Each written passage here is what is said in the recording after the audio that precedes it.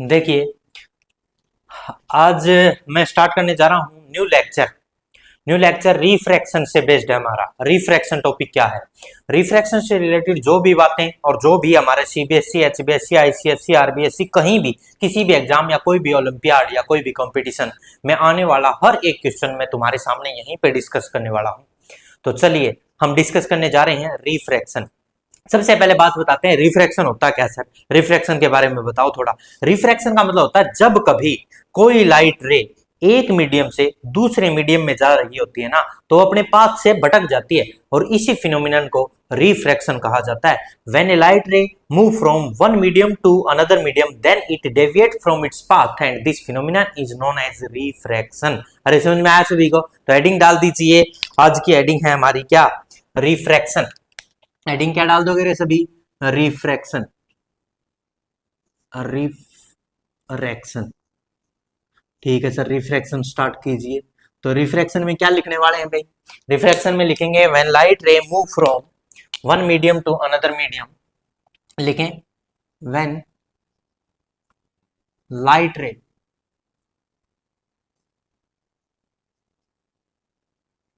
Move from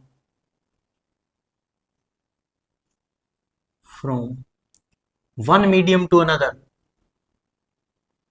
one medium to another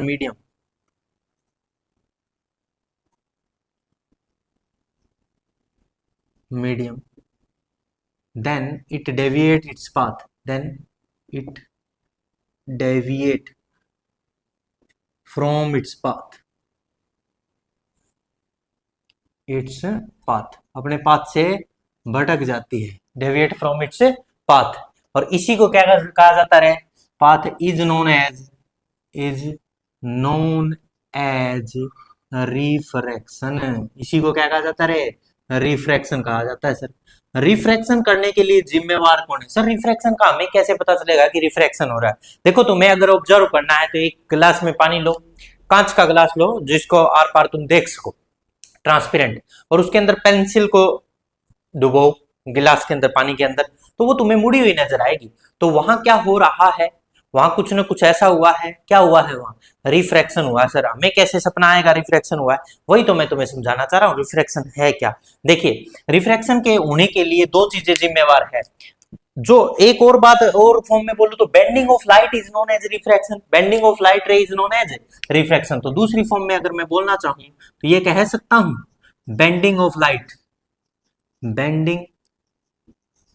light रे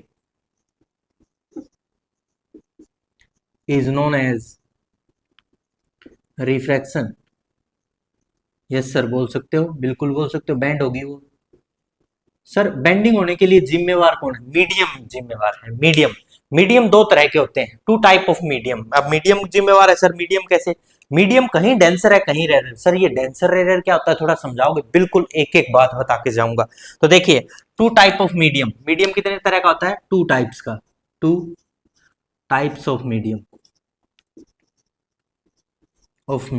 medium के दो टाइप हैं। इसमें से जो फर्स्ट टाइप है उसको कहते हैं हम डेंसर मीडियम, और एक होता है रेयर मीडियम। डेंसर मीडियम और दूसरा होता है, ये है फर्स्ट, और जो दूसरा है वो है rare medium. Rare medium sir ये क्या होते हैं? रेयर और डेंसर मीडियम देखो अभी समझाता हूं तुम्हें। डेंसर मीडियम और रेयर मीडियम, जिस मीडियम के अंदर पार्टिकल पास पास हो, बिल्कुल like close to each other, is known as denser medium. और जिसमें पार्टिकल दूर दूर रहते हो, far away from each other, is known as rare medium. जिसमें like close to each other denser medium, far away from each other rare medium. ठीक है sir, इससे क्या फर्क पड़ गया सर? नजदीक है इसमें पार्टिकल, इसमें दूर दूर है, तो इससे ये डेंसर बन गया और ये रेयर बन गया। इसको ऑब्जर्व कैसे किया? इसके अंदर से जब लाइट रे गुजरती है ना डेंसर पार्टिकल में, तो वो बहुत धीरे, उसकी स्पीड क्या हो जाती है? स्लो हो जाती है। लाइट रे की स्पीड क्या हो जाती है? स्लो हो जाती है डेंसर मीडियम में। क्यों? पार्टिकल पास पास है, उनके अंदर से निकलने में उसको समय लगता है, उसकी स्पीड क्या हो जाती है? स्लो। जबकि यहाँ पार्टिकल दूर दूर है तो उनके अंदर से लाइट को निकलने में समय क्या लगता है? कम, और उसकी स्पीड क्या हो जाती है? ज्यादा। वो फास्ट जाएगी। Light ray move faster in rare medium and move slow in a denser medium. तो ये पहचान है रेयर और डेंसर की। अभी लिखवाता हूँ, याद करवाता हूँ साथ साथ। देखो, डेंसर मीडियम में क्या लिखेंगे? Medium particle lie very close to each other. Medium particles lie very close to each other, एक दूसरे के बिल्कुल पास होंगे, each other। और इसमें जो लाइट की स्पीड होगी वो स्लो होगी या फास्ट होगी सर? इसके अंदर लाइट की जो स्पीड होगी वो स्लो होगी। Speed of light also slow in denser medium के अंदर जो लाइट की स्पीड है वो क्या होगी? स्लो होगी। मैं ये बंद कर देता हूं फैन, ठीक है। Speed of light also slow in denser medium, ठीक है सर। नेक्स्ट रेयर मीडियम की बातें बताओ सर। रेयर मीडियम में जो पार्टिकल यहाँ क्लोज है वहां क्या होंगे? दूर दूर होंगे, फार अवे फ्रॉम ईच अदर। तो लिखेंगे मीडियम पार्टिकल्स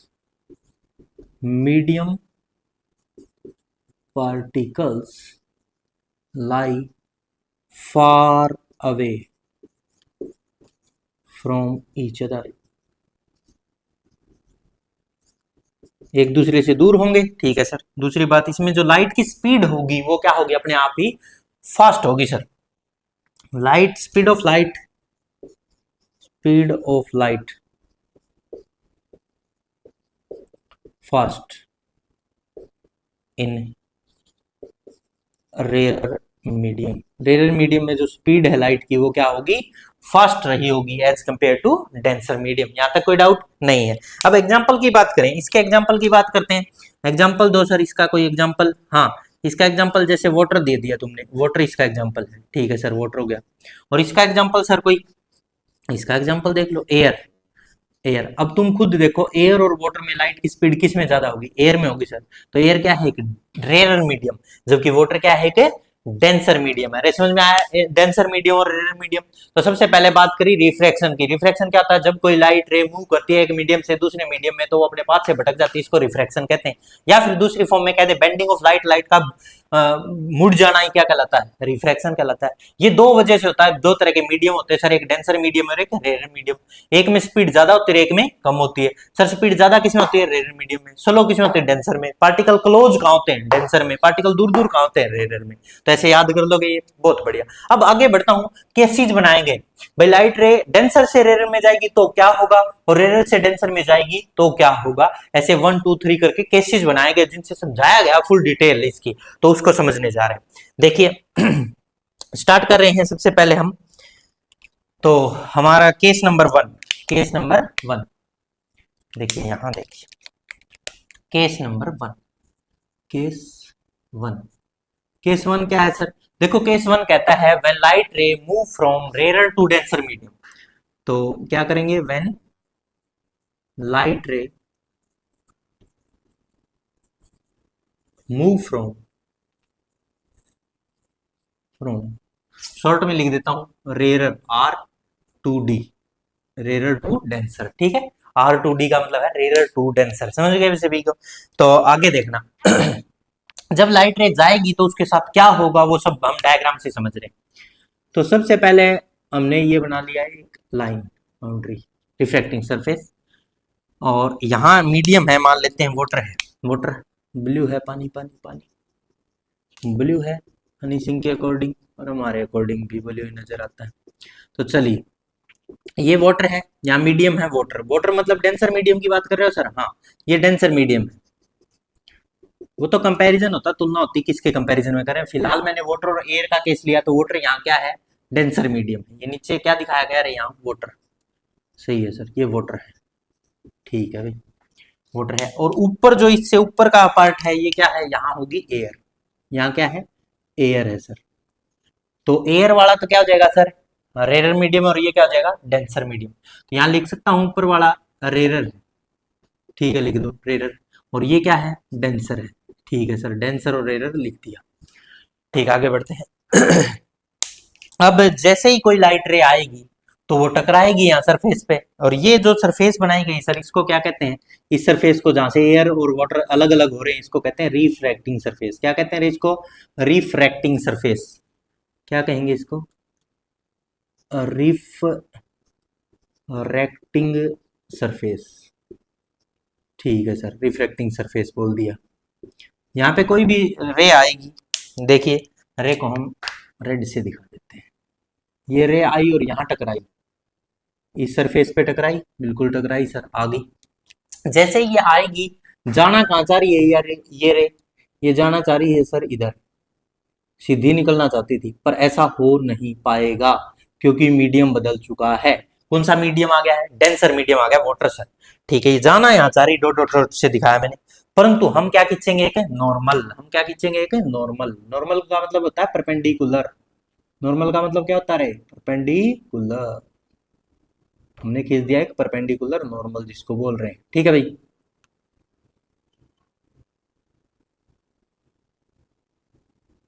ये परपेंडिकुलर नॉर्मल, इसको क्या कहते हैं? नॉर्मल। ठीक है सर, ये नॉर्मल है। और जो ये रेड वाली लाइट आई, इसका नाम क्या है? Incident ray. ये कौन सी रे है रे? ये वाली इंसिडेंट रे। इंसिडेंट रे, ठीक है सर। इंसिडेंट जो आती है पहली बार, वो इंसिडेंट कहलाती है। ठीक है, ये नॉर्मल खींच दिया। नॉर्मल और इंसिडेंट के बीच का जो ये एंगल है ना सर, इसको आई से डिनोट किया जाता है, आई। और आई मतलब होता है इंसिडेंस एंगल। क्या होता है?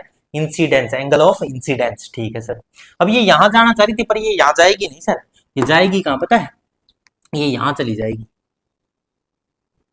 यहाँ इस दिशा में मुड़ गई सर। ये इस दिशा में क्यों मुड़ गई भाई? ये इसका कारण ये है सर, ये फास्ट जा रही थी रेड मीडियम में, और स्लो होने की वजह से इसने अपना पाथ भटक गई। और ये वाला जो एंगल है, यहाँ वाला जो एंगल है आई और आर के बीच का, ये जो ये यहाँ वाला एंगल है ना सर, इनके बीच का, ये कहलाता है आर, नॉर्मल और रिफ्रैक्टेड। ये वाली जो रे है, ये क्या कहलाती पता है? रिफ्रैक्टेड रे। रिफ्रैक्टेड रे है ये कौन सी रे है? रिफ्रैक्टेड रे। और ये कौन सी थी? Incident ray. और ये कौन सी है? रिफ्रैक्टेड रे। ठीक है सर, रिफ्रैक्टेड रे समझ में आ गया। आई यहाँ क्या है? Incidence angle. और आर क्या है यहाँ? Refracted angle. अब बताओ, आई और आर में तुम्हें कौन सा ज्यादा नजर आ रहा है? तुम खुद ही बता दो, सोच समझ के देख कर। यहाँ ये बताओ, आई और आर में ज्यादा कौन नजर आ रहा है? सर आई ज्यादा है, आर को वो सिकुड़ गई नॉर्मल की तरफ। ये जो ग्रीन वाला आपने ये नॉर्मल बनाया था ना सर, वो नॉर्मल की तरफ मुड़ गई, नॉर्मल की तरफ। तो एक लाइन लिख सकता हूं, when light ray move from rare to denser then it bends towards normal. तो वो नॉर्मल की तरफ बेंड होती है। यस, बिल्कुल सही बोल रहे हो सर। और एक और कंक्लूजन निकलता है सर, यहाँ इंसिडेंस एंगल और रिफ्रैक्टेड एंगल में angle of incidence is greater than angle of refraction. Very good, बिल्कुल दोनों कंक्लूजन बिल्कुल सही निकाल रहे हो। यहाँ पे दो कंक्लूजन निकल के आए। कौन कौन से? अब हम कंक्लूजन्स लिख रहे हैं, पहले डायग्राम से समझा दिया, अब कंक्लूजन देख लो। कंक्लूजन्स, कंक्लूजन में फर्स्ट जो आया है वो क्या कह रहा है? एंगल ऑफ इंसिडेंस है ना, angle of incidence, incidence is greater than angle of refraction, angle of refraction। ठीक है सर, आप कह रहे हो आई है वो ज्यादा है, एंगल ऑफ इंसिडेंस मतलब आई और एंगल ऑफ रिफ्रैक्शन मतलब आर। जो एंगल आई है वो एंगल आर से ज्यादा है। यही बताना चाह रहे हो? बिल्कुल यही बताना चाह रहा हूं।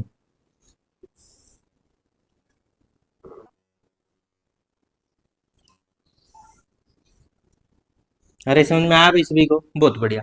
अब जो नेक्स्ट कंक्लूजन है वो बहुत इंपॉर्टेंट है। दूसरा कंक्लूजन क्या है सर? दूसरा कंक्लूजन ये कहता है कि जब कभी भी लाइट रे डेंस रेयर से डेंसर में जाती है तो वो नॉर्मल की तरफ मुड़ जाती है, झुक जाती है। When light ray move from rare to denser medium then it bends towards the normal. तो लिखेंगे, when light ray move from rarer to denser medium, rarer to denser medium, then it bends towards normal, और ये normal की तरफ झुक जाती है। ये केस नंबर 1 समझ में आया भाई सभी को? बिल्कुल डिटेल में एक एक बात समझ में आ रही है। अब मैं बात करने जा रहा हूँ यहाँ केस नंबर 2 की।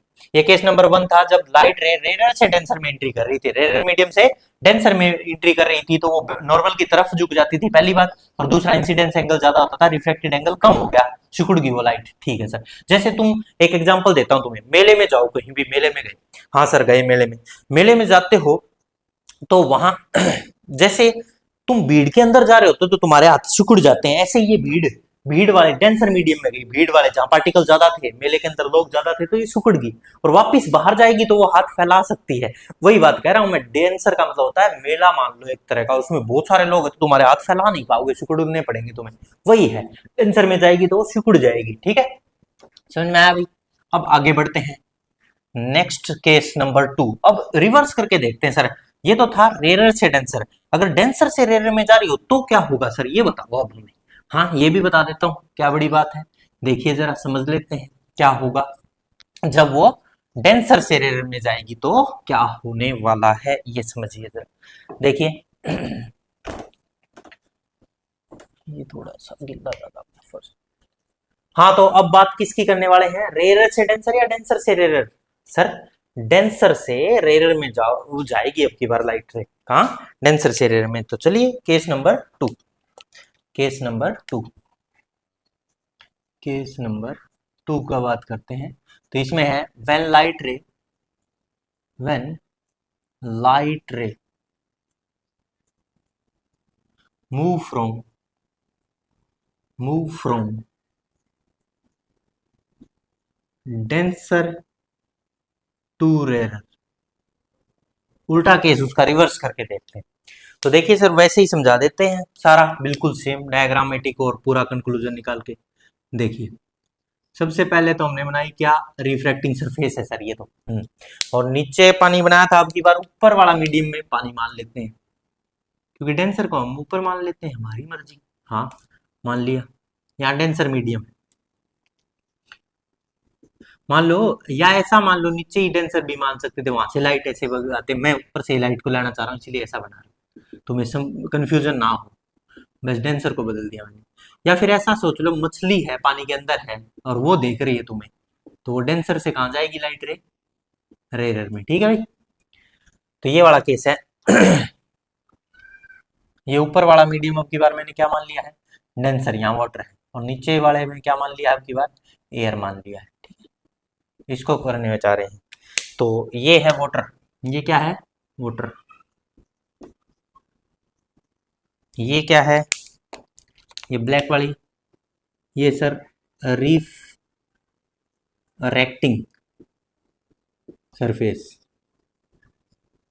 ठीक है, वे रिफ्लेक्टिंग सरफेस होगी। और नीचे क्या है सर, ये नीचे है एयर, नीचे जो यहाँ खुला आसमान है यहाँ एयर है। ठीक है, ठीक है जी, यहाँ एयर है। और जो वाटर है उसको क्या मानेंगे, डेंसर या रेयर है? सर वाटर वाला तो डेंसर मीडियम होगा, ये तो डेंसर है। ठीक है, डेंसर है। और ये एयर वाला क्या मानेंगे, rare sir, rare medium. Denser और रेयर मीडियम समझ में आया सभी को? अब आगे स्टार्ट कर देते हैं। जैसे ही कोई लाइट रे डेंसर मीडियम से रेयर की तरफ गई, डेंसर से रेयर की तरफ गई, तो वो टकराएगी रिफ्लेक्टिंग सरफेस से, और वहां हम क्या खींच देते हैं हर बार, एक नॉर्मल खींच देते हैं। नॉर्मल का मतलब होता है सर परपेंडिकुलर, नॉर्मल का मतलब क्या होता है, एक परपेंडिकुलर, ये है नॉर्मल, एन लिख देता हूँ नॉर्मल। ठीक है, ठीक है सर। और अब ये जो लाइट रे है ना, यहाँ पे आ रही थी सर देखो, और यहाँ जाना चाह रही थी, यहाँ बिल्कुल यहीं जाना चाह रही थी भाई, सीधी ऐसे निकलना चाह रही थी, पर ये यहाँ ना जाके सर कहाँ जाएगी पता है? देखो ये यहाँ जाएगी, और भी दूर हो जाएगी। सर इतनी दूर क्यों होगी, क्योंकि ये भीड़ के एरिया से खुले में आएगी तो फैल जाएगी, क्या हो जाएगी, फैल जाएगी। डेंसर से एरिया में जाएगी तो away from the normal, normal से दूर जाएगी। और ये वाला एंगल है ना, ये इतना बड़ा, ये आर है अब की बार, और ये वाला एंगल क्या है, आई। समझ में आया भाई? और ये वाला ये जो रे है इसको क्या कहेंगे बताओ, रिफ्रैक्टेड, क्या कहेंगे, रिफ्रैक्टेड रे। और जो ये नजर आ रही है, ये वाली, ये क्या है, ये रेड वाली क्या है सर, ये incident ray, incident ray ray of incidence कह लो। आई एंगल ऑफ इंसिडेंस और आर रिफ्रैक्टेड एंगल है। तो बताओ अब की बार आई ज्यादा है आर, सर आर ज्यादा है, उसका रिवर्स हो रहा है, आई से आर ज्यादा है सर। क्यों रहे ऐसा, क्यों? क्योंकि सर है ना लाइट आई और आने के बाद फैल गई, अब की बार सिकुड़ने की जगह क्या होगी, फैल गई, और फैलने से वो आर बड़ा हो गया सर, आई से आर बड़ा, उसका उल्टा आंसर हो गया सर। और एक है ना पहले तो टुवर्ड्स दी नॉर्मल आ रही थी, अब की बार अवे फ्रॉम दी नॉर्मल गई। तो दो कंक्लूजन वैसे ही लिखेंगे, दोनों कंक्लूजन। तो कंक्लूजन लिखने जा रहे हैं, कंक्लूजन्स।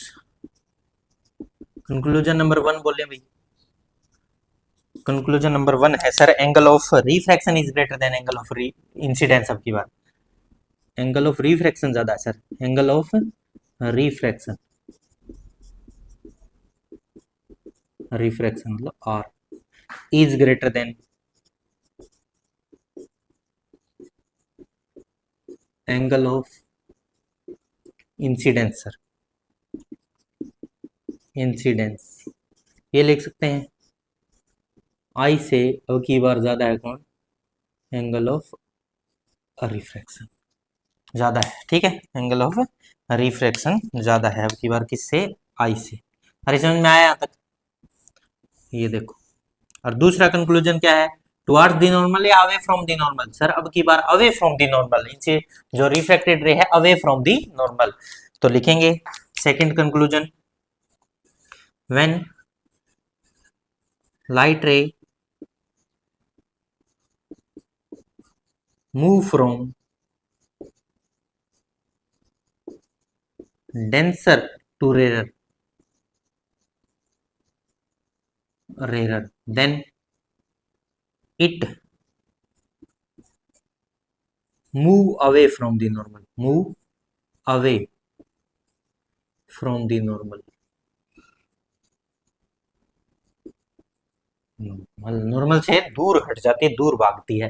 तो ये थे केस नंबर 1 और ये है केस नंबर 2। केस नंबर 1 में वो रेयर से डेंसर में आई तो सिकुड़गी सर टुवर्ड्स दी नॉर्मल, और डेंसर से रेयर में आएगी तो अवे फ्रॉम दी नॉर्मल। अरे समझ में आ रहा है सभी को, आई और आर देख के ही पहचान सकते हो, यहाँ पे सिकुड़गी तो आर कम हो गया सर, वहां फैल गई तो आर ज्यादा हो गया सर, ये तैयार। अब केस नंबर 3 भी है, एक इंपॉर्टेंट है, मैं यही बता देता हूं। केस नंबर 3, केस 3 क्या है सर, ये कहां से आ गया भाई, नो बेंडिंग का केस, बेंडिंग ही ना हो तो ऐसे केस में नो बेंडिंग, या फिर नॉर्मल इंसिडेंस भी कहते हैं इसको, नो बेंडिंग, बेंडिंग बेंडिंग ही ना हो, या फिर इसको नॉर्मल इंसिडेंस कहते हैं, नॉर्मल इंसिडेंस। ये क्या है सर, नॉर्मल इंसिडेंस या फिर नो बेंडिंग। देखिए थोड़ा सा समझा देते हैं। जैसे तुम्हारे पास ये कोई रिफ्लेक्टिंग सरफेस है और नीचे वाटर है, मान लो यहाँ रेयर मीडियम है, ऊपर वाला रेयर एयर है, रेयर मीडियम है, नीचे डेंसर है, या ऊपर डेंसर है या एक रेयर मीडियम, अलग अलग है, ठीक है सर, मान लिया। और यहाँ वाटर मान लेते हैं, डेंसर मानना तो यहाँ क्या मान लेंगे, वाटर मान लेंगे,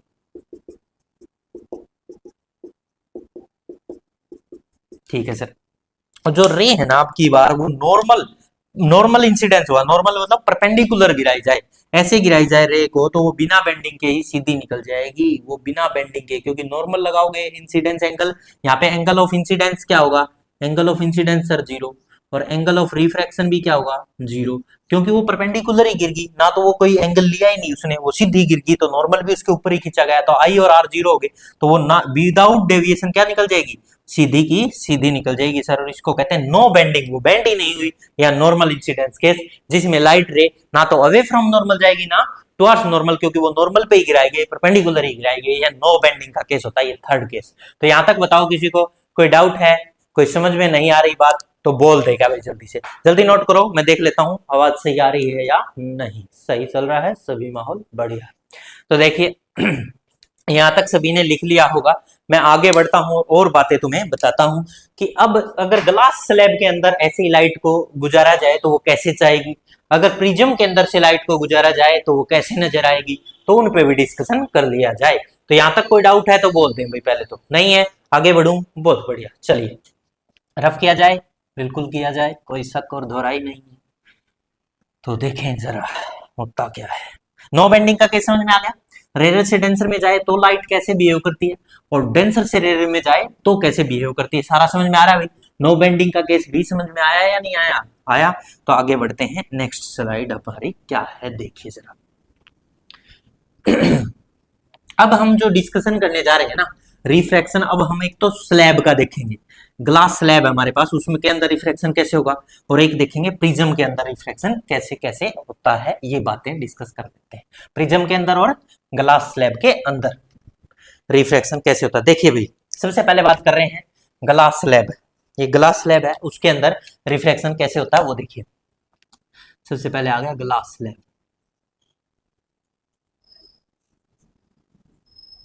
ठीक है सर, ग्लास स्लैब आपके पास और उसके अंदर लाइट जाएगी तो वो कैसे नजर आएगी, क्या होगा, वो पूरा डिटेल समझाते हैं, फिर प्रिज्म के अंदर समझाऊंगा और फिर और भी समझाऊंगा सारी केस। देखिए हमारे पास एक ग्लास स्लैब है,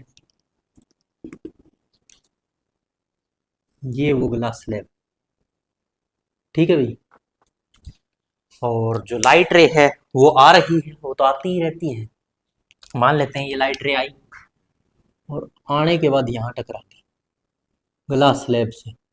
अब तुम ही बताओ, जो ऊपर वाला मीडियम है, मैं बताता चलता हूँ तुम्हें, ऊपर एयर है, यहाँ क्या है एयर, यहाँ भी नीचे भी क्या है एयर, और जो बीच में है ये क्या है, बीच में ये ग्लास है, क्या है ग्लास।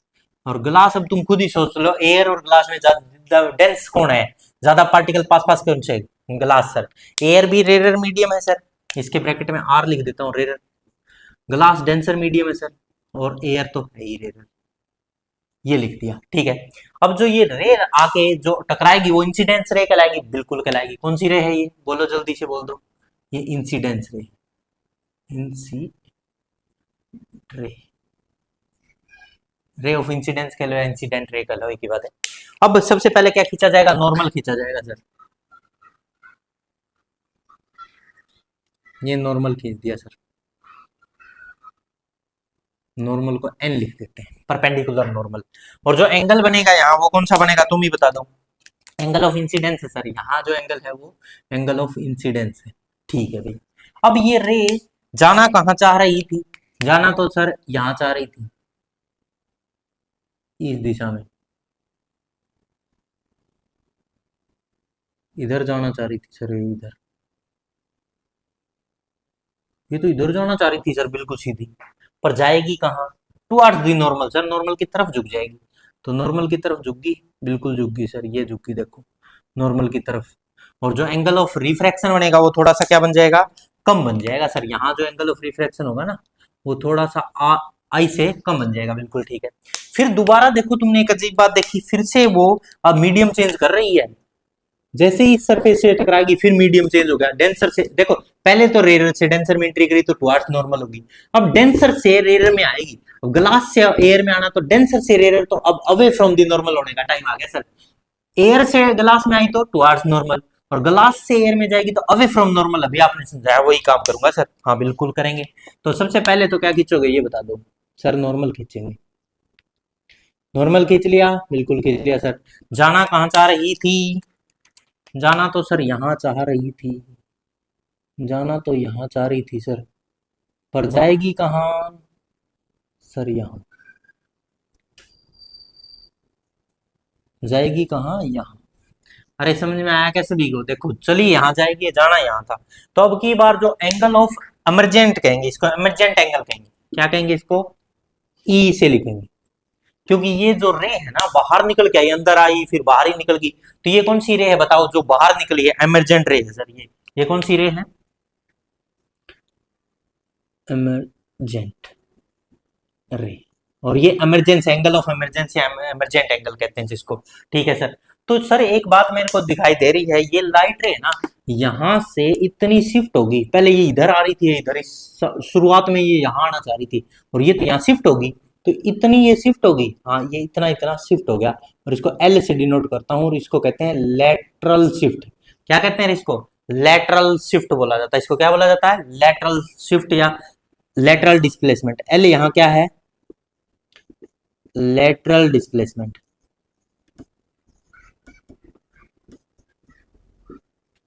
सही है सर, लेटरल डिस्प्लेसमेंट। ये लेटरली पैरेलली देखो, इंसिडेंट रे ये रही सर, ये dot dot dot dot black वाली, और ये इंसिडेंट रे और इमरजेंट रे यहाँ क्या हो रही है, पैरेलल टू ईच अदर, तो स्टार लगा के एक लाइन लिख सकता हूं, कंक्लूजन क्या निकला, incident ray and emergent raise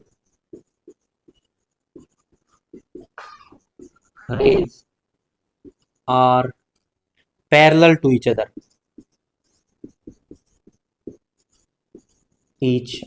एक दूसरे के क्या हो रही हैं दोनों, पैरेलल हो रही है सर, बिल्कुल सही लाइन है, एक दूसरे के पैरेलल हो रही है। और यहाँ जो शिफ्टिंग हुई है ना सर, जो शिफ्ट हुआ है वो साइड वार्ड शिफ्टिंग हुई है, साइड वार्ड शिफ्टिंग, या फिर इसको लेटरल शिफ्ट के नाम से जाना जाता है, लेटरल शिफ्ट। ठीक है, लेटरल शिफ्ट के नाम से जाना जाता है या साइडवार्ड शिफ्टिंग भी कह सकते हैं। यहां तक बताओ किसी को कोई डाउट है?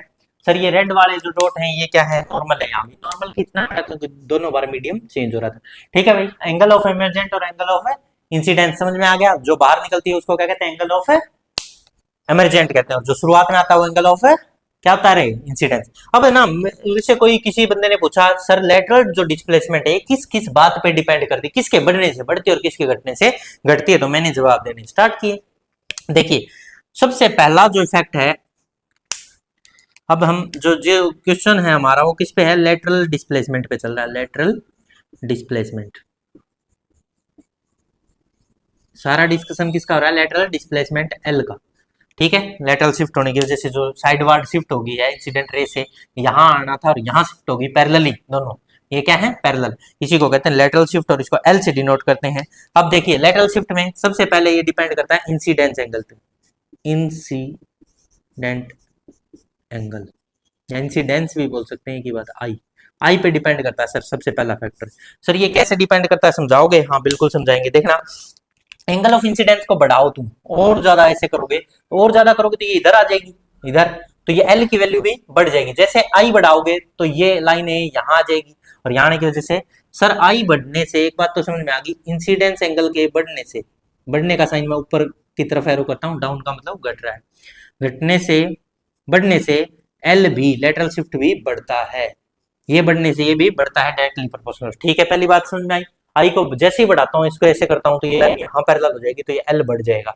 ठीक है सर, सेकंड जो बात है वो क्या है सर, म्यू बढ़ाने से, म्यू क्या आता है बताता हूँ, refractive index, refractive index, index इसको म्यू से डिनोट करते हैं। यहाँ म्यू 1 है दोनों एयर का, यहाँ म्यू 2 है, मान लेते हैं म्यू म्यू कहते हैं, इसको यू नहीं करना है, इसको म्यू कहते हैं। और इसकी वजह से बढ़ने से भी लेटरल शिफ्ट बढ़ता है, बताओ कैसे बढ़ता है? देखो मैं एक बार तो लिख देता हूँ फिर समझाता हूँ। इसके बढ़ने से भी लेटरल जो डिस्प्लेसमेंट है वो बढ़ती है। देखो मैं तुम्हें पहले समझा दूं, ये म्यू क्या है, रिफ्रैक्टिव इंडेक्स कहते हैं इसको, रिफ्रैक्टिव इंडेक्स। नेक्स्ट टॉपिक ही ये है रिफ्रैक्टिव इंडेक्स, फिर भी थोड़ा सा जरूरत पड़ गई तो मैं बता देता हूँ। रिफ्रैक्टिव इंडेक्स को म्यू से डिनोट करते हैं, और ये एक तरह से डेंसिटी को बता रहा है, किसको बता रहा होता है, डेंसिटी को, डेंसिटी। अब तुम खुद बताओ, डेंसिटी, डेंसिटी मतलब पार्टिकल पास पास किसमें, डेंसर और रेयर में तुम्हें बताना है। एक डेंसर मीडियम है, डेंसर मीडियम, और एक है रेयर मीडियम। ठीक है, तुमसे कुछ क्वेश्चन पूछता हूँ रेयर मीडियम। अब तुम खुद मेरे को ये बताओ कि डेंसर मीडियम की पार्टिकल पास पास है ना, पार्टिकल पास पास है सर, इसमें स्पीड भी क्या होती है, स्लो होती है, तो जो डेंसिटी ज्यादा किसकी होगी, इसकी डेंसिटी ज्यादा होगी। डेंसर मतलब नाम ही डेंसर है सर, डेंसिटी ज्यादा, और डेंसिटी जिसकी ज्यादा होती है वो म्यू ही होता है। इनडायरेक्टली क्या होता है, वो ऑप्टिकल डेंसिटी या रिफ्रैक्टिव इंडेक्स म्यू ही होता है, वो क्या होता है, म्यू, म्यू ज्यादा, रिफ्रैक्टिव इंडेक्स ज्यादा। और रेयर मीडियम की तो डेंसिटी कम होती है सर, पार्टिकल दूर दूर होते हैं, हाँ पार्टिकल दूर दूर होते हैं तो डेंसिटी कम होती है, तो इसका जो रिफ्रैक्टिव इंडेक्स है म्यू है वो भी क्या होता है, कम। अरे समझ में आया? अब तुम खुद बताओ, म्यू बढ़ गया, रिफ्रैक्टिव इंडेक्स बढ़ गया, रिफ्रैक्टिव इंडेक्स जैसे ही भी बढ़ेगा तो लाइट और ज्यादा सिकुड़ेगी, और ज्यादा सिकुड़ेगी, तो अब की बार ये लाइन यहाँ आ जाएगी, पैरेलल तो आएगी पर इधर आएगी, इधर आने से ये एल बढ़ जाएगा। अरे समझ में आ रहा है? देखो मैं फिर बताता हूँ, ये बढ़ा, डेंसर मीडियम और ज्यादा डेंस कर दिया तुमने, डेंसिटी बढ़ा दी, डेंसर मीडियम और खतरनाक हो गया। जैसे ये होगा तो ये और ज्यादा सिकुड़ेगी लाइट, और सिकुड़ेगी तो ये जो गैप है ये बढ़ता जाएगा या नहीं बढ़ेगा, ये इधर आती जाएगी पूरी, तो इनके बीच का एल बढ़ जाएगा, यही बताना चाह रहा था। अरे समझ में आया? नेक्स्ट, अब न मान लेते हैं इसकी थिकनेस, सर इसकी थिकनेस है ना वो टी है, इसकी थिकनेस क्या है, टी, टी थिकनेस की स्लैब है। अगर टी थिकनेस को बढ़ाया जाए ना, थिकनेस ऑफ स्लैब बढ़ाएंगे तो भी ये एल लेटरल शिफ्ट बढ़ेगा सर। क्यों रे? देखो सर, थिकनेस की बात ऐसे है, समझाता हूं। थिकनेस टी, अगर थिकनेस को बढ़ाया गया, टी को बढ़ाया गया, थिकनेस को बढ़ाया गया तो भी एल बढ़ेगा सर, लेटरल डिस्प्लेसमेंट बढ़ेगी। अरे ऐसा क्यों? सर मैं बताता हूँ, देखो जितना समय ये डेंसर मीडियम में बिताएगी ना, उतना इनके बीच का गैप बढ़ेगा। जैसे जैसे ये डेंसर में ज्यादा रहेगी, ज्यादा सिकुड़ेगी, तो ज्यादा गैप बढ़ता ही चला जाएगा। समझ में आया भाई यहाँ तक? एक और फैक्टर है सर जो इसको अफेक्ट कर सकता है, लैम्डा। ये लैम्डा क्या होता है? वेवलेंथ सर है, वेवलेंथ। अच्छा, तो बताओ थोड़ा सा इसके बारे में। देखिए, जो A B C D, D point है वेवलेंथ। वेवलेंथ सर, वेवलेंथ क्या होती है तो सुना ही नहीं, अभी सुन ले। इसको लैम्डा, लैम्डा होता है। जैसे ये म्यू है, आज ही सुना होगा म्यू, रिफ्रैक्टिव इंडेक्स कहते हैं म्यू। इसको यू मत करना, ये म्यू है, म्यू। और ये लैम्डा, ठीक है, ये क्या है? लैम्डा। तो देखना, लैम्डा के घटने से एल बढ़ता है। सर ये क्या खेल है, थोड़ा समझाओगे? बिल्कुल समझाएंगे, समझाने ही तो आए हैं। लैम्डा के घटने से एल बढ़ता है, ये इनवर्सली प्रोपोर्शनल, उल्टा रिलेशन है सर। हाँ, लैम्डा के जो डिस्प्लेसमेंट है वो रिवर्स है। सर उल्टा क्यों है, ये समझाओ थोड़ा सा। देखो यही समझाऊंगा, आप समझो ऐसा क्यों। देखो, सबसे पहले मैंने देखा एक रेड कलर और एक देखा वॉयलेट कलर। रेड कलर को ऑब्जर्व किया मैंने, रेड सबसे दूर तक दिखाई देता है सर, तो वेव लेंथ है, वेव की लेंथ, उसकी लंबाई क्या है, ज्यादा है, वो ज्यादा दूरी तक दिखाई देता, तो इसकी रेड की वेव लेंथ थी वो मैक्सिमम थी, वेव लेंथ मैक्सिमम थी सर, मैक्सिमम। तो स्पीड लाइट की वो भी ज्यादा, स्पीड क्या है लाइट की, वो भी मैक्सिमम थी इसके अंदर। ठीक है सर, और मैक्सिमम स्पीड तो होती है रेयर मीडियम में, तो मतलब रेड रेयर मीडियम की तरह बिहेव कर रहा है। लाइट तो तेज सर रेयर मीडियम में चलती है, आपने सुना था, उसकी वेवलेंथ भी ज्यादा, उसकी स्पीड ऑफ लाइट भी मैक्सिमम। तो सर इसका जो डेंसिटी होगी इसकी कम रही होगी, इसकी डेंसिटी तो सबसे कम रही होगी। रेड की जो वेवलेंथ है ना, लैम्डा मैक्सिमम, लैम्डा तो क्या कह दिया आपने, मैक्सिमम, लैम्डा मैक्स। ठीक है, तो अगर मैं इसी रेड के बारे में अगर और बात करूं, तो इसका जो रिफ्रैक्टिव इंडेक्स म्यू होता है, refractive index, index refractive index मतलब म्यू, म्यू मतलब डेंसिटी है एक तरह का, आपने ऑप्टिकल डेंसिटी से रिलेटेड बनाया था सर इसको, ऑप्टिकल डेंसिटी होती है एक तरह की, ऑप्टिकल डेंसिटी। तो इसकी जो डेंसिटी है वो सबसे कम मिलेगी, क्योंकि इसमें तेज भाग रही लाइट, तो ये रेरर मीडियम की तरह बिहेव कर रहा है सर। ये तो थोड़ा सा लिख देता हूँ, है नहीं ऐसा कुछ, रेरर मीडियम जैसा लग रहा है सर मेरे को, हाँ रेडियल मीडियम जैसा लग रहा है। तो रिफ्रैक्टिव इंडेक्स म्यू का क्या, म्यू है वो क्या हो जाएगा इसका, मिनिमम। क्या हो जाएगा, ये तो है मैक्सिमम और ये है मिनिमम। समझ में आ गया सर। ऐसा ही अगर वॉयलेट के लिए देखा जाए, यही बातें जो तुमने रेड के लिए की है, ये अगर तुम वॉयलेट के लिए करते तो क्या होता। वॉयलेट के लिए जस्ट उल्टा है सर इसका, वॉयलेट कलर, वॉयलेट कलर के लिए देखते ना, वेवलेंथ सबसे कम होती है, वी बिग्योर सुना कभी, वी बिग्योर। तो रेड देखो सबसे ज्यादा वेवलेंथ वाला यहाँ होता है, सबसे कम वाला यहाँ होता है। ठीक है, तो यही बातें हैं बताना चाह रहा हूँ मैं तुम्हें। अब देखो, तो इसकी जो वेवलेंथ की बातें करेंगे ना, वेवलेंथ वोलेट की सर मिनिमम होती है, सबसे कम होती है, सबसे बहुत दूर तक नहीं जा सकता सर ये। ठीक है, तो इसकी स्पीड लाइट की इसमें क्या होगी, सबसे स्पीड ऑफ लाइट, वो भी क्या होगी, मिनिमम, जबकि रेड में क्या थी, मैक्सिमम। तो ये तो सर डेंसर मीडियम की तरह बिहेव करने लगा, हाँ ये डेंसर की तरह बिहेव कर रहा है, डेंसर मीडियम जैसा लग रहा है। तो इसका जो रिफ्रैक्टिव इंडेक्स है, ऑप्टिकल डेंसिटी है, वो क्या होगी, हाई होगी। ठीक है ना, डेंसिटी ज्यादा है जब तो डेंसर है। रिफ्रैक्टिव इंडेक्स या जो डेंसिटी है वो क्या है, वो हाई है। म्यू क्या है इसका, मैक्सिमम, यहाँ मिनिमम था। यहाँ वेवलेंथ मैक्सिमम, रेड दूर तक जाता है और म्यू कम। यहाँ वेवलेंथ है जो लैम्डा है वो क्या है, मिनिमम है, किसकी, वॉयलेट की। अब तुम्हें खुद बताओ, जो वेवलेंथ है घटेगी, तुम खुद बताओ, म्यू, म्यू के साथ अभी भी रिलेशन है, म्यू बढ़ने से एल बढ़ता है, तो म्यू इन दोनों में किसका ज्यादा है। अब म्यू किसका ज्यादा है, देख लो सर, यहाँ लिखा हुआ म्यू मिनिमम और यहाँ मैक्सिमम, तो वॉयलेट का म्यू मैक्सिमम है, पर इसका लैम्डा वेवलेंथ क्या है, कम, वेवलेंथ कम है, और इसकी जो म्यू मैक्सिमम है, म्यू मैक्सिमम, तो एल भी क्या है, मैक्सिमम। तो वो लैम्डा कम होने पे म्यू बढ़ता है और म्यू बढ़ने से ही एल बढ़ता है। तो ये बात आपने सही लिखी, लैम्डा कम होने पे एल बढ़ता है, इनवर्सली है। और म्यू के डायरेक्टली म्यू वॉयलेट का ज्यादा है सर, देखो, और इसी का एल लेटरल शिफ्ट, जो लेटरल डिस्प्लेसमेंट ज्यादा होगी। पर इसका लैम्डा तो क्या है सबसे कम, लैम्डा इसका क्या है कम, जबकि रेड का सर लैम्डा तो ज्यादा है, लैम्डा ज्यादा है तो एल क्या है कम, म्यू भी कम। समझ में आया भाई, ये था लेटरल शिफ्ट। और ये समझाते नहीं बहुत सारे टीचर लेटरल डिस्प्लेसमेंट, और इसको 10th क्लास में नहीं बताया जरा, पर ये बताना चाहिए क्योंकि एनसीईआरटी में इस पे एक्टिविटी दी गई है और उसको पूरा डिटेल अब तुम पढ़ोगे ना एनसीईआरटी तो तुम्हें बहुत आसान लगेगा। मैंने पूरी बातें तुम्हें बिल्कुल डीपली एक एक बातें बता दी है। थोड़े से शब्द वेवलेंथ है, लैम्डा है, ये अलग अजीब लग रहे होंगे क्योंकि फर्स्ट टाइम देख रहे हो, परंतु धीरे धीरे इनकी आदत पड़ जाएगी, इनको सुनना स्टार्ट कर दो क्योंकि अच्छा लेवल का पढ़ना है तो ये चीजें सुननी पड़ेगी भाई, ठीक है। तो यहां तक बताओ कोई डाउट है या समझ में आ रहा है? बिल्कुल, बहुत बढ़िया, इसको जल्दी से नोट करो। फिर मैं अब नया टॉपिक जो हमारा है मेन आज का रिफ्रैक्टिव इंडेक्स वो स्टार्ट होने वाला है, इसको जल्दी से नोट करो। हाँ जी, ये नोट कर चुके होंगे, मेरे ख्याल से कर लिया होगा। अब हम रिफ्रैक्टिव इंडेक्स या ऑप्टिकल डेंसिटी की तरफ बढ़ते हैं। रिफ्रैक्टिव इंडेक्स और ऑप्टिकल डेंसिटी पढ़ने वाले हैं। यहाँ तक सभी को समझ में आया भी? बिल्कुल डीपली एक एक बात समझ में आ रही है? बहुत बढ़िया, तो देखते जाएं। नेक्स्ट जो टॉपिक है वो है हमारा मेन टॉपिक है आज का, रिफ्रैक्टिव इंडेक्स। लोगों को पता ही नहीं रिफ्रैक्टिव इंडेक्स होता क्या है, उसको फील करके देखना तुम्हें समझ में आएगा। फिजिक्स फीलिंग लेके पढ़ने का सब्जेक्ट है, याद करने का रटने का बिल्कुल भी नहीं है भाई। इसको ध्यान से पढ़ोगे तो सब समझ में आएगा, अगर याद करने की कोशिश करोगे तो कुछ समझ में नहीं आएगा। तो देखिए अब जो स्टार्ट करने जा रहे हैं वो है रिफ्रैक्टिव इंडेक्स। सर ये रिफ्रैक्टिव इंडेक्स भला क्या है, समझ में नहीं आ रहा, आप बार बार बोलते हो। अरे तूने डेंसिटी देख, मैं बात करता हूं डेंसिटी की, जहां भीड़ भाड़ ज्यादा हो, पार्टिकल पास पास हो, वहां डेंसिटी ज्यादा है।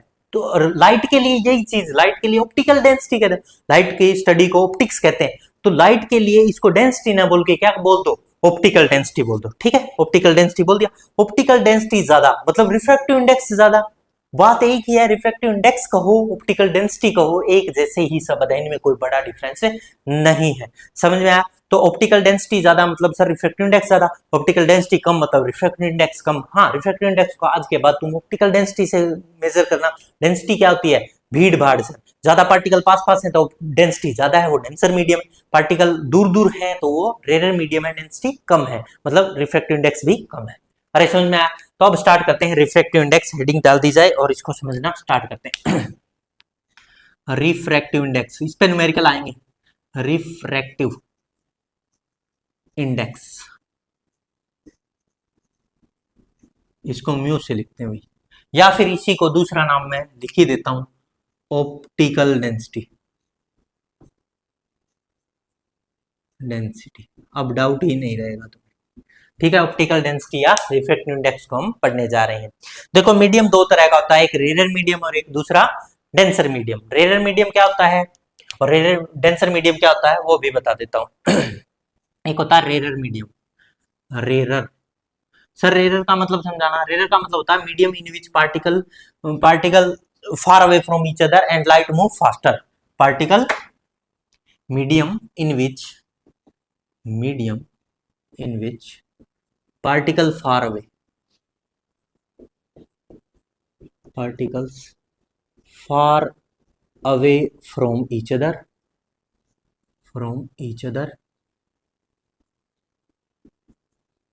and light move faster। समझ में? लाइट तेज भागती है और पार्टिकल दूर दूर होते हैं, उसको कहते हैं रेयर मीडियम। अब बात करें ऐसी डेंसर की, तो डेंसर में सुन लो भाई, डेंसर में इसका रिवर्स बात कर दो। डेंसर में क्या होता है सर? मीडियम जिसमें पार्टिकल क्या होंगे, अरे पास पास। Medium in which particles lie very close to each other, very close to each other and light travel slowly। और लाइट बहुत धीरे चलेगी, उसको डेंसर मीडियम कहा जाता है। अब रिफ्रैक्टिव इंडेक्स में क्यों पढ़ा रहे हो सर, ये क्या बात हुई, पहले ही पढ़ा दिया फिर पढ़ा रहे हो? क्योंकि मेरे को यहाँ जरूरत पड़ी। कैसे जरूरत पड़ी सर समझाना? क्योंकि जो रिफ्रैक्टिव इंडेक्स होता है उसको डेंसिटी से मेजर किया जाता है, और डेंसिटी के लिए दो मीडियम होते हैं, कम डेंसिटी को दिखाने के लिए रेयर मीडियम और ज्यादा डेंसिटी को दिखाने के लिए डेंसर मीडियम बोला जाता है। सही है सर। तो थोड़ा समझाना डेंसिटी से क्या खेल करने वाले हो। देखो डेंसिटी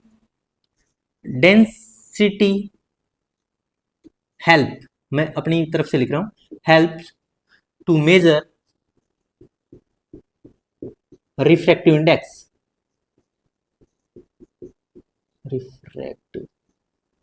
रिफ्रैक्टिव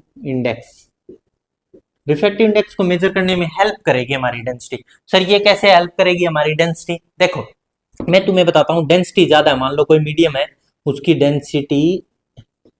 डेंसिटी ज्यादा, ज्यादा को मैं हमेशा अपर एरो से दिखाऊंगा और लो को नीचे एरो कर दूंगा, ठीक है।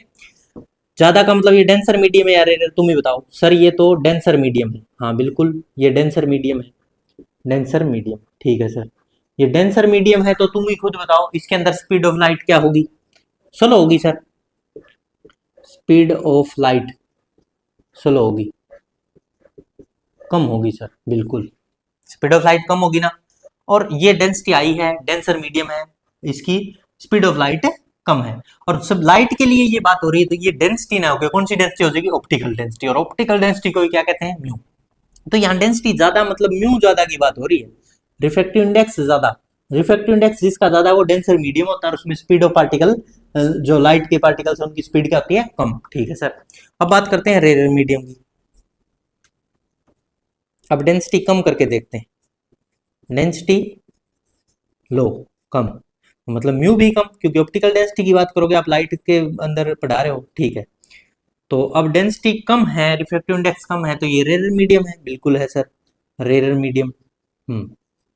और रेयर मीडियम है तो स्पीड ऑफ लाइट क्या होगी बताओ जल्दी से? स्पीड ऑफ लाइट ज्यादा होगी सर, अब की बार स्पीड ऑफ लाइट है ज्यादा। अरे समझ में आया? स्पीड ऑफ लाइट क्या होगी अब की बार? ज्यादा होगी। रिफ्रैक्टिव इंडेक्स कम होने पे स्पीड ज्यादा होती है सर, मतलब रिफ्रैक्टिव इंडेक्स तो इंडायरेक्टली डेंसिटी मेजर कर रहा है, बिल्कुल और बिल्कुल डेंसिटी से रिलेटेड है। अगर एक बार बार स्पीड ऑफ लाइट लिख रहे हैं तो स्टार लगा के ये लिख लें, किसी को याद ना हो, वैसे तो सभी को पता है स्पीड ऑफ लाइट कितनी होती है। स्पीड ऑफ लाइट, लाइट की स्पीड कितनी होती है? कितने मीटर पर सेकंड होती है? बोलो जल्दी से। 3 into 10 raise to power 8 meter पर सेकंड होती है sir. 3 into 10 raise to power 8 meter पर second, 3 into 10 raise to power 8 meter पर सेकंड, ये याद रह जाएगी वैसे भी को। बहुत बढ़िया, यहां तक कोई डाउट है किसी को? नहीं है, सही चल रहा है। तो स्पीड ऑफ लाइट को हम यहाँ c से लिखते हैं, वैसे तो लाइट की स्पीड को c से, पर हम v लिख देते हैं, ठीक है। v लिख दो, c लिख दो, वो तुम्हारी मर्जी है, ठीक है। c लिखते हैं वैसे लाइट की स्पीड को, लाइट की स्पीड को c से डिनोट किया जाता है, और ये होती है 3 into 10 raise to power 8 meter पर सेकंड। तो अब ये बताओ, जिसकी म्यू ज्यादा उसकी स्पीड v कम, म्यू ज्यादा v कम, म्यू कम v ज्यादा। सर रिवर्स चल रहे हैं, हाँ बिल्कुल। तो म्यू रिफ्रैक्टिव इंडेक्स है, वो इनवर्सली प्रोपोर्शनल टू वेलोसिटी है या नहीं? वेलोसिटी या स्पीड एक ही बात है यहाँ, स्पीड या वेलोसिटी के क्या है? इनवर्सली प्रोपोर्शनल, स्पीड के इनवर्सली प्रोपोर्शनल है सर रिफ्रैक्टिव इंडेक्स। ये बात तो समझ में आ गई सभी को? बहुत बढ़िया। अब इससे जो तुम्हारा डेफिनेशन पे अब पूछा हूं मैं, रिफ्रैक्टिव इंडेक्स की जो डेफिनेशन है वो अब समझाने जा रहा हूं। यहां तक समझ में आ गया तो देखो, म्यू बढ़ने पे v घटता है, और म्यू घटने पे v बढ़ता है, तो उल्टे हैं सर, एक दूसरे के रिवर्स, इनवर्सली प्रोपोर्शनल चल रहे हैं, बिल्कुल इनवर्सली प्रोपोर्शनल चल रहे हैं, ठीक है भाई। और ये लाइट की स्पीड होती है सर, ये 3 into 10 raise to power 8 meter पर सेकंड, ये हमेशा इतनी रहती है ना, ये कम ज्यादा होती है। ये फिर कहाँ है sir? Speed of light vacuum के अंदर है ये कहाँ है? वैक्यूम। वैक्यूम क्या होता है सर? जहां कोई कुछ नहीं होता, हवा पानी एयर पार्टिकल ही नहीं होते किसी के भी, वैक्यूम, खाली जगह, स्पेस, उसको कहते हैं, ठीक है। तो इसमें 3 into 10 raise to power 8 meter पर सेकंड, पानी में अलग होगी, ग्लास में अलग होगी, अलग अलग मीडियम में अलग अलग होगी सर स्पीड। वो भी क्वेश्चन भी करेंगे हम प्रैक्टिस। फिलहाल ये समझ आया, mu inversely proportional to v होता है। अब जो डेफिनेशन है रिफ्रैक्टिव इंडेक्स की वो बताने जा रहा हूं तुम्हें। क्या होती है? रिफ्रैक्टिव इंडेक्स होता है ना, रेशियो होता है, रिफ्रैक्टिव इंडेक्स होता है n से डिनोट भी करते हैं। बुक में एनसीईआरटी में n लिखा गया है, इसको एनसीईआरटी जो 10th क्लास की वो n लिखती है, और मैं म्यू लिखता हूं क्योंकि 12th क्लास वाले है ना, वहां से ही सिंबल यूज किए गए म्यू। n करो म्यू करो, उससे कोई फर्क नहीं पड़ने वाला, इसको म्यू कहो n कहो, क्या फर्क पड़ने वाला है? तुम इसको x कहो y कहो z कहो, फर्क नहीं पड़ने वाला, बात तो वही रहेगी। परंतु जो सिंबल है थोड़ा सा ध्यान रख लें, एनसीईआरटी 10th में तो इसको n लिखा गया है, जबकि 12th में इसको म्यू लिखा गया है, ठीक है। मैं म्यू ही पढ़ा रहा हूं, अच्छा लगता है मेरे को, इसलिए एन तुम्हें अच्छा लग रहा है तुम एन लिख लेना, ठीक है। फिलहाल तो रिफ्रैक्टिव इंडेक्स म्यू 2 1 लिखा हुआ था मान लो, ठीक है, इसका मतलब क्या है sir, mu two one NCERT में लिखा है, इसका मतलब speed of light in one medium to the second medium, speed of light in one medium to the second medium. तो देखो ऐसे लिखा होता है, इस म्यू का जो रिफ्रैक्टिव इंडेक्स है इसकी डेफिनेशन होती है speed of light, speed of light in one medium divided by speed of light in second medium, second medium. Sir इसका मतलब क्या है, ये रेशियो होता है लाइट की स्पीड का, एक मीडियम में लाइट है दूसरे के साथ कंपैरिजन को ही हम रिफ्रैक्टिव इंडेक्स कहते हैं। तो हम क्या लिख सकते हैं, देखना यहां पे हम लिख सकते हैं mu two one, mu two one. Sir इसका मतलब क्या है, देखना म्यू टू वन का मतलब होता है mu two by mu one. अगर मैं यहां लिखता म्यू वन टू, तो पहले वन है तो वन को ऊपर लिख दो अपॉन टू, सही है, ये लिखने का तरीका है। देखो ये क्या लिखा हुआ है, इसको ऐसे ना लिख के ऐसे भी लिख सकते हैं, एक तो ये तरीका है, या फिर ऐसे भी लिखा हुआ देखा मैंने म्यू टू वन, एन लिख लेना चाहिए म्यू की जगह, वो कोई बड़ी बात नहीं, वन टू। ठीक है, इसका मतलब है पहले जो नीचे शुरुआत में लिखा हुआ ना उसी को ऊपर लिख दो म्यू टू, फिर म्यू वन, यहाँ वन लिखा हुआ है तो पहले म्यू वन और फिर जो ये म्यू टू। ये तरीका है लिखने का और कोई बड़ी सी चीज नहीं है। सर क्या समझाना चाह रहे, थोड़ा समझाओ ना, समझ में नहीं आ रहा। देख मैं मान लो म्यू ए बी लिख दूं, तो अब तुम इसको क्या लिखोगे, बस मेरे को ये बताओ, बस mu A by mu B लिख देंगे सर, ठीक है। अगर मैं इसकी जगह म्यू बी ए लिख देता तो mu B by mu A लिख देते सर, कोई बड़ी बात नहीं है, बिल्कुल सही, समझ में आ रहा है सभी, बहुत बढ़िया। सर म्यू है वो तो इनवर्सली प्रोपोर्शनल टू वी है, आपने अभी भी बताया था। बिल्कुल। तो देखो म्यू टू वन को मैंने वन ऊपर लिखा और टू ऊपर लिखा, पर स्पीड के लिए देखो म्यू टू वन था, बिल्कुल सर टू या वन को ऐसे भी लिख सकते हैं टू वन। अब इसका मतलब है mu two by mu one, पर स्पीड में उल्टा होगा सर, क्योंकि म्यू के रिवर्स इनवर्सली चलती है। जैसे यहां से मैं sir mu one by mu two लिखू ना, तो वेलोसिटी मेरे को उल्टा लिखना पड़ेगा v two by V one. अरे समझ में आ रहा है कैसे भी को, तो इसी तरह से यहाँ mu two by mu one लिखा है तो वेलोसिटी में उसका उल्टा लिखो, यहाँ टू नहीं आएगा वेलोसिटी में सर, वन आएगा और वन के सामने टू आएगा, रिवर्स लिखना होता है। ठीक है, अरे समझ में आ गया क्या, इसीलिए देखना म्यू टू वन इसका मतलब क्या था, mu two by mu one. हाँ सर, टू के सामने तो वन वाली स्पीड आई और वन के सामने टू वाली स्पीड आई, यही बात बताना चाह रहे हो आप। हाँ बिल्कुल यही बताना चाह रहा हूँ, इसमें कोई शक और दोहराई नहीं है। अरे समझ में आया सभी को, ये आ रहा है क्या सभी को समझ में। पर सर न्यूमेरिकल कैसे आएंगे, क्वेश्चन कैसे सोल्व करेंगे, वो बात भी बता दो। ये तो आपने बता दिया, रिफ्रैक्टिव इंडेक्स होता है वो एक तरह की ऑप्टिकल डेंसिटी होती है, डेंसिटी जिसकी ज्यादा वो डेंसर मीडियम और उसमें स्पीड लाइट की कम, और जिसकी डेंसिटी कम मतलब वो रेयर मीडियम उसमें स्पीड ऑफ लाइट ज्यादा। ठीक है, ये तो ऑप्टिकल डेंसिटी या रिफ्रैक्टिव इंडेक्स हो गया। रिफ्रैक्टिव इंडेक्स एक तरह का रेशियो है स्पीड का, एक मीडियम की दूसरे मीडियम से रेशियो होता है, और इनको लिखने का कुछ तरीका आपने बताया। जैसे मैं तुमसे म्यू डब्ल्यू जी लिख दिया मैंने, वाटर और ग्लास, ठीक है, या फिर मैंने म्यू जी डब्ल्यू लिख दिया, इनको लिखना सिखाओ मेरे को पहले, तो क्या लिखोगे सर, इसको पहले तो म्यू डब्ल्यू लिख दो, हाँ जो नीचे लिखा ना शुरुआत में यही, और फिर ये वाला म्यू जी, ठीक है। और वेलोसिटी में इसका उल्टा सर, वाटर वाटर वाला नहीं, पहले ग्लास वाला और फिर वाटर वाली स्पीड, हाँ सही है। अब क्या लिखोगे बताओ, म्यू जी पहले लिखेंगे सर, फिर म्यू डब्ल्यू लिखेंगे, ठीक है, फिर यहाँ क्या लिखोगे बताओ, वेलोसिटी रिवर्स सर, डब्ल्यू वाली पहले, V W upon V class. अरे समझ में आ रहा है कैसे भी को कैसे कैसे लिखे जा रहे हैं, बहुत बढ़िया, ये चीजें जरूरी हैं। अब न्यूमेरिकल करोगे ना उसमें हेल्प मिलेगी तुम्हें, अगर ये चीजें लिखनी आ चुकी हैं तो, ठीक है भाई, ठीक है सर, ये सीख गए हम, बहुत बढ़िया। Water glass, glass water air, और एक और लिख के दिखा दो, चलो एक क्वेश्चन और प्रैक्टिस के लिए, वैसे म्यू ए जी, एयर और ग्लास, म्यू जी ए, बताओ इसको कैसे लिखोगे, जल्दी से लिख दोगे सर, बिल्कुल ही सिंपल है, कोई बड़ी बात नहीं। म्यू एयर पहले लिख देंगे ए, mu A upon mu G, और वेलोसिटी में इसका उल्टा we ji upon V A. अब यहाँ mu G upon mu A और वी ए अपॉन वी जी, ये सर ये तरीका है, बिल्कुल सिंपल, आपने समझा ही दिया। हाँ ये लिखना आ गया सभी को, बिल्कुल आ गया। अब है ना थोड़ा सा तुम्हें ट्रिकी क्वेश्चंस कैसे पेपर में एग्जाम में क्वेश्चन कैसे सोल्व करके आओगे वो बताता हूँ, इससे रिलेटेड न्यूमेरिकल कैसे आएंगे। यहाँ तक ये लिख रखा है ना सभी ने, बहुत बढ़िया। ये लिख लिया, तो इसको रफ करके आगे बढ़ रहा हूं।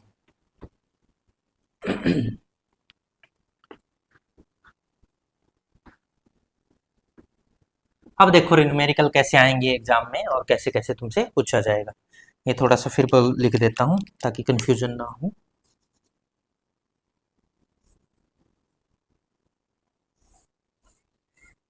ठीक, अब देखो सबसे पहले तुमसे वो क्या कैसे क्वेश्चन पुट करेगा, कैसे तुम करके आओगे क्वेश्चन को, वो समझ लेते हैं। सर स्पीड, जैसे किसी भी मीडियम का रिफ्रैक्टिव इंडेक्स दिया गया, उसको कैसे निकालें? किसी भी मीडियम का किसी का भी निकालना तो वो एयर या वैक्यूम के रिस्पेक्ट में निकलेगा। मीडियम एयर से तुलना की जाएगी।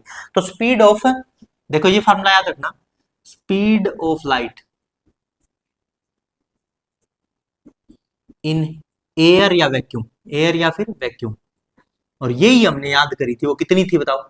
3 × 10⁸ 8 मीटर पर सेकेंड सर, लगभग इतनी। एयर में थोड़ी सी कम होती है इससे, पर लगभग आसपास ही होती है। मैं एयर और वैक्यूम में भी डिफरेंस बताऊंगा तुम्हें। और नीचे रखनी होती है speed of any medium, speed of light in medium, light in medium. ठीक है भाई। अब देखो स्पीड ऑफ लाइट वैक्यूम में सी से डिनोट किया जाता है और मीडियम में वी लिख देते हैं, वी एम, मीडियम के लिए वी एम लिख देते हैं। ठीक है सर। तो जो म्यू मीडियम का फॉर्मूला है सर, वो बन गया म्यू मीडियम का formula C by V medium. हाँ, मीडियम में लाइट की स्पीड अपॉन में मीडियम में लाइट की स्पीड। ठीक है सर, वैक्यूम वाली का मीडियम से।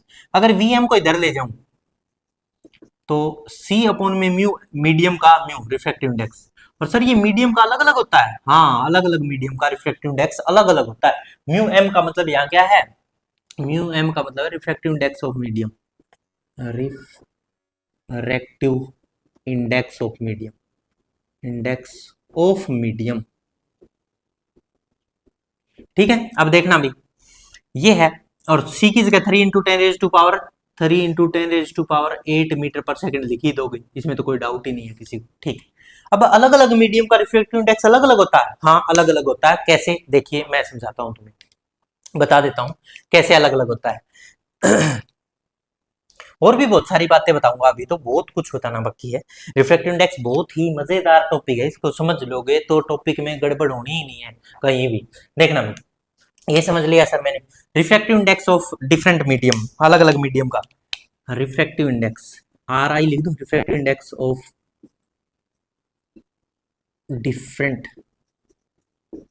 मीडियम, अलग अलग मीडियम का रिफ्रैक्टिव इंडेक्स याद कर लेते कुछ जो इंपॉर्टेंट है। वैसे गिवन मिलेगा क्वेश्चन के अंदर, फिर भी मैं इंपॉर्टेंट है वो याद करवा देता हूँ। जैसे म्यू वैक्यूम का याद कर लो सर, वैक्यूम का रिफ्रैक्टिव इंडेक्स 1 होता है। म्यू एयर का याद कर लेंगे, एयर के लिए याद रख लेंगे, वाटर के लिए याद रख लेंगे, ग्लास के लिए याद रख लेंगे, जो इंपॉर्टेंट है वो याद रखेंगे। म्यू केरोसिन के लिए, केरोसिन के लिए याद रख लेंगे। म्यू टार, टारपिन तेल नहीं होता, टारपिन का, टारपिन टाइम जिसको बोलते हैं, उसका याद रख लेंगे। ठीक है, ये इंपॉर्टेंट है कुछ। म्यू ग्लास का याद रख लेंगे सर, और म्यू डायमंड का याद रख लो, सबसे इंपॉर्टेंट है जो ज्यादा है सबसे, म्यू डायमंड। क्या क्या है जल्दी जल्दी बोलते चलेंगे भाई। वैक्यूम के लिए बोलो रे 1, एयर के लिए 1.0003, 1.0003। तो देखिए याद करते हैं सबके लिए। इसके लिए सर 1, इसके लिए 1.0003, 1.0003, ये है थोड़ा सा ज्यादा है 1 से, लगभग 1 ही है, 1.000 को 1 ही मान लेते हैं लगभग, इसलिए मैंने यहाँ वैक्यूम और एयर एक साथ लिख दिया था क्योंकि लगभग आसपास ही होते हैं। ठीक है सर। इसके बाद वाटर का कितना होता है सर, याद रखेंगे 4/3 से भी याद करेंगे, और इसको सोल्व करेंगे तो 1.33 बैठता है। ठीक है। कैरोसिन का 1.36 बैठेगा, कैरोसिन का कितना होता है 1.36, और ट्रपनटाइन का होता है 1.47। ग्लास के लिए होता है, वैसे तो याद रखेंगे 3/2, और इसको सोल्व करोगे तो 1.5 हो जाएगा। और डायमंड के लिए सबसे ज्यादा 2.42 होता है, ये याद रखें। तो डायमंड के लिए तो होता है मैक्सिमम, क्या होता है भाई, मैक्सिमम, और वैक्यूम के लिए होता है मिनिमम। मिनिमम सबसे कम किसके लिए, वैक्यूम के लिए, और सबसे ज्यादा किसके लिए, डायमंड के लिए। याद रख लेंगे, इंपॉर्टेंट है, एग्जाम में इनकी जरूरत पड़ सकती है किसी भी क्वेश्चन को सोल्व करने के लिए। याद रखें तो अच्छी बात है, नहीं रखोगे तो भी एयर का और वैक्यूम का तो 1 याद रह जाएगा। और सबसे ज्यादा इंपॉर्टेंट जो क्वेश्चन में यूज होने हैं, एक तो वैक्यूम और एयर है, वो 1 ही है, लगभग 1 ही यूज करना है। वाटर का और ग्लास का, ये याद रख लेना न्यूमेरिकल्स के लिए। तो ठीक है, मैक्सिमम डायमंड का होता ही है, ये याद रखें। ठीक है, अब देखो तुम्हें और बहुत सारी बातें बताता हूँ इनसे रिलेटेड, जिनकी हमें न्यूमेरिकल करने में जरूरत पड़ेगी। इस फार्मूले से रिलेटेड न्यूमेरिकल बताता हूँ, फिर इन फार्मूलों से रिलेटेड भी न्यूमेरिकल बताता हूँ कैसे होंगे, और हर चीज के बारे में नॉलेज भी देता हूँ। इनको कहते क्या है, लिखने का तरीका क्या है, बोलना क्या जाएगा सर, इनको क्या बोलेंगे, with respect to one, one respect to two, क्या बोलेंगे सर, समझ में नहीं आ रहा अकेले। ये बहुत इंपॉर्टेंट है, इसलिए मैं रिफ्रैक्टिव इंडेक्स पे बहुत ज्यादा जोर लगा रहा हूँ और तुम्हें पढ़ा रहा हूँ। देखिए जरा अब जो क्वेश्चन इस फार्मूले से और इनसे रिलेटेड कैसे क्वेश्चन आएगा वो देख लीजिए। सबसे पहले पूछता speed of light in glass, glass के अंदर लाइट की स्पीड बताइए। जैसे क्वेश्चन आ गया speed of light, speed of light in glass, light in glass. Sir glass में बतानी है तो ग्लास का रिफ्रैक्टिव इंडेक्स याद होना चाहिए, और वो भी गिवन है तुम्हें, रिफ्रैक्टिव इंडेक्स भी गिवन है, वैसे 3/2 याद कर लेंगे। ग्लास का रिफ्रैक्टिव इंडेक्स 3/2 है, ये भी गिवन है। ठीक है, म्यू जी गिवन है। तो अब करो इस क्वेश्चन को। सर बहुत ही आसान है, बस ये फार्मूला रहा। मीडियम में, ग्लास मीडियम है ना, वी एम की जगह जी लिख लूंगा सर, वी एम कोई भी medium, glass medium upon equal to C light की स्पीड अपॉन में रिफ्रैक्टिव इंडेक्स जिसके अंदर निकालना उसका। ठीक है सर, तो देख लो ये फार्मूला लगा दिया बिल्कुल, सी बाई में म्यू रख देंगे जिसका भी है, V G equal to C light की स्पीड 3 × 10⁸ मीटर पर सेकंड अपॉन में 3/2 सर, 3/2, 3 से 3 कट गया, 2 ऊपर चला गया सर। वी ग्लास के अंदर स्पीड याद होगी 2 × 10⁸ मीटर पर सेकंड। न्यूमेरिकल सोल्व सर, बहुत ही आसान। हाँ बिल्कुल आसान, ऐसे ही तो होते हैं, और क्या दिमाग लगाना। हो गया बस क्वेश्चन, एनसीईआरटी का क्वेश्चन हो गया। ऐसे ही है क्वेश्चन मैं करवा देता हूँ, इसका जवाब दे दो। Speed of light in water, speed of light in water, मैं कह रहा था ना अलग अलग जगह अलग अलग स्पीड आएगी, वो निकालना सिखा रहा हूँ। लाइट इन वाटर, वाटर के अंदर स्पीड बताइए भाई क्या रहेगी। म्यू डब्ल्यू भी गिवन है तुम्हें वाटर के लिए, 4/3 सॉरी 4/3। चलिए करिए इस क्वेश्चन को, बहुत आसान है सर, इसमें तो कोई दिमाग ही नहीं लगाना। क्यों, देख वही काम करना है सर बिल्कुल। व्यू वी ग्लास की जगह डब्ल्यू वाटर लिख देंगे और सी अपॉन म्यू डब्ल्यू। अब सी लाइट की स्पीड होती है 3 × 10⁸ मीटर पर सेकंड अपॉन 4/3 है सर इसका रिफ्रैक्टिव इंडेक्स। ये 3 ऊपर जाके 9 हो जाएगा, 9/4 × 10⁸ ये हो गया sir answer. V medium water के अंदर स्पीड, वाटर के अंदर स्पीड। सर इसको सोल्व कर देते हैं। V W equal to 2.25 × 10⁸ metre पर सेकंड। बताओ भाई कोई डाउट है किसी को तो जल्दी से बोलो। समझ में आ रहा है भाई सभी को? बहुत बढ़िया। 2.25 × 10⁸, इसको सोल्व कर लो, इससे कट हो जाएगा और ये आंसर आ जाएगा। तो इस तरह से कोई भी क्वेश्चन कर सकते हो। ये फार्मूला देखो तुम्हारे सामने, अब दिमाग में सेट कर लो। लाइट की स्पीड जो भी है ना सर, याद कर रखी, उसको जिसमें भी पूछे उसके रिफ्रैक्टिव इंडेक्स से डिवाइड कर दूंगा बस। सिंपल सा दिमाग में क्या बिठा लिया, जिस लाइट की स्पीड जो याद कर रखी है उसको डिवाइड कर दूंगा, अपने आप ही उस मीडियम के अंदर स्पीड और लाइट की पता लग जाएगी। बस सिंपल सा दिमाग में ये सेट होना चाहिए। हो गया। अब मैं अलग टाइप के क्वेश्चन, रिफ्रैक्टिव इंडेक्स के एक और टाइप है क्वेश्चंस का, वो बताता हूं तुम्हें कैसे पूछे जा सकते हैं। एक और टाइप के क्वेश्चन, उन पर डिस्कशन कर लेते हैं। देखिए जरा वो क्वेश्चन किस टाइप के हैं। यहां तक कोई डाउट है किसी को? बिल्कुल एक एक बात क्लियर हो रही है, बहुत बढ़िया। अब मैं और डिस्कशन कर लेता हूँ सेकंड टाइप ऑफ क्वेश्चन कैसे आएंगे रिफ्रैक्टिव इंडेक्स से रिलेटेड। रिफ्रैक्टिव इंडेक्स बहुत अच्छी चीज है, समझा रहा हूँ, समझ लो, बहुत ध्यान से समझो इसको। देखो भाई, अब तुम्हें लिखा मिला mu A, mu W, mu G. इनका मतलब क्या sir? Refractive index of air, refractive index of water, refractive index of glass. Sir इसका मतलब है रिफ्रैक्टिव इंडेक्स ऑफ एयर। ठीक है भाई, इसका मतलब है रिफ्रैक्टिव इंडेक्स ऑफ, RI लिख दूं रिफ्रैक्टिव इंडेक्स को शॉर्ट में, रिफ्रैक्टिव इंडेक्स ऑफ वाटर और refractive index of glass, refractive index of glass. सही है भाई? ठीक है सर, ये लिखने का तरीका। दूसरा, म्यू किस गए ने भी लिख सकते हो कोई बात। म्यू जी डब्ल्यू को बताओ सर क्या लिखेंगे, म्यू डब्ल्यू जी को क्या लिखेंगे, या म्यू 1 2 या म्यू 2 1, इनको क्या लिखेंगे? कोई भी कुछ भी चलता है, ए जी जी ए कुछ भी बना दे, तो इनको लिखने का क्या बोलेंगे, इनको बोलने का तरीका क्या है सर? यही तो समझाने आप। देखो इसको बोला जाएगा रिफ्रैक्टिव इंडेक्स, जो यहां लिखा ना नीचे उसको पहले बोलेंगे, और इसको पहले लिखे भी इसी को है। लिखते भी इसी को पहले हैं। क्या देखना, इसको लिखेंगे म्यू जी, जो यहाँ लिखा हुआ है, यहाँ म्यू डब्ल्यू, यहाँ क्या लिखा है म्यू वन, और यहाँ क्या लिखा है म्यू टू, लिख दिया। डिवाइड में जो बच गया उनको डिवाइड में लिख दो, म्यू डब्ल्यू डिवाइड में इसके म्यू जी, और इसके टू, और इसके वन, लिख दिया भाई।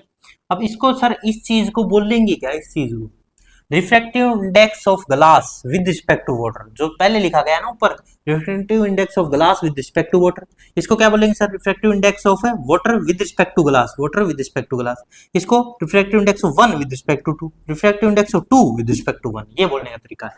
Refractive index of glass with respect to water, ठीक है सर। इसको क्या लिखा जाएगा, इसको लिखा जाएगा refractive index of water, refractive index of water with respect to, ऊपर क्या लिखा है जी, तो मतलब ग्लास, समझ में आया भाई। इसको क्या लिखा जाएगा, refractive index of one with respect to, with respect to two, यहाँ क्या लिखा जाएगा, refractive index of two with respect to one, of two with respect to one. कोई डाउट है इनमें, ये लिखने के तरीके थे, ये सब आ गए। तो इसके बाद अब क्वेश्चन इनसे रिलेटेड भी बनेंगे सर, हाँ बिल्कुल बनेंगे, क्योंकि रिफ्रैक्टिव इंडेक्स ग्लास का कितना याद कर लिया, ग्लास का रिफ्रैक्टिव इंडेक्स तुमने, एयर का कितना याद किया 1, वाटर का कितना याद किया 4/3, और ग्लास का कितना याद किया 3/2, ये याद रखें तीनों। अब इनसे रिलेटेड न्यूमेरिकल कैसे आएंगे, ये लिखने के तरीके से रिलेटेड वो भी बताता हूँ, और स्पीड से रिलेटेड तो मैंने बता दिया, ठीक है। अब जो क्वेश्चन पूछने का तरीका हो, और इन्हीं चीजों को ऐसे भी लिखा जा सकता है, N G W, N G W, G वो डब्ल्यू ऊपर ना लिख के यहाँ साइड में लिख सकता है, एन एन या म्यू दोनों लिख सकता है, एन डब्ल्यू जी, और एनसीईआरटी में तो ऐसे ही लिख रखे हैं N12, और इसको क्या लिखता है N21, एन करके लिखता है, वो म्यू नहीं लिखता। बस यहाँ तुम म्यू भी कर सकते हो एन की जगह, हर जगह जहाँ भी म्यू है, ठीक है सर। जो सेकंड टाइप ऑफ क्वेश्चंस हैं वो क्या है, देख लीजिए जरा, इंपॉर्टेंट है। ये बातें समझ में आ गई, पक्का इनको रफ कर दूं, रफ करते ही न्यूमेरिकल आ रहे हैं, देखिए जरा क्या है वो न्यूमेरिकल।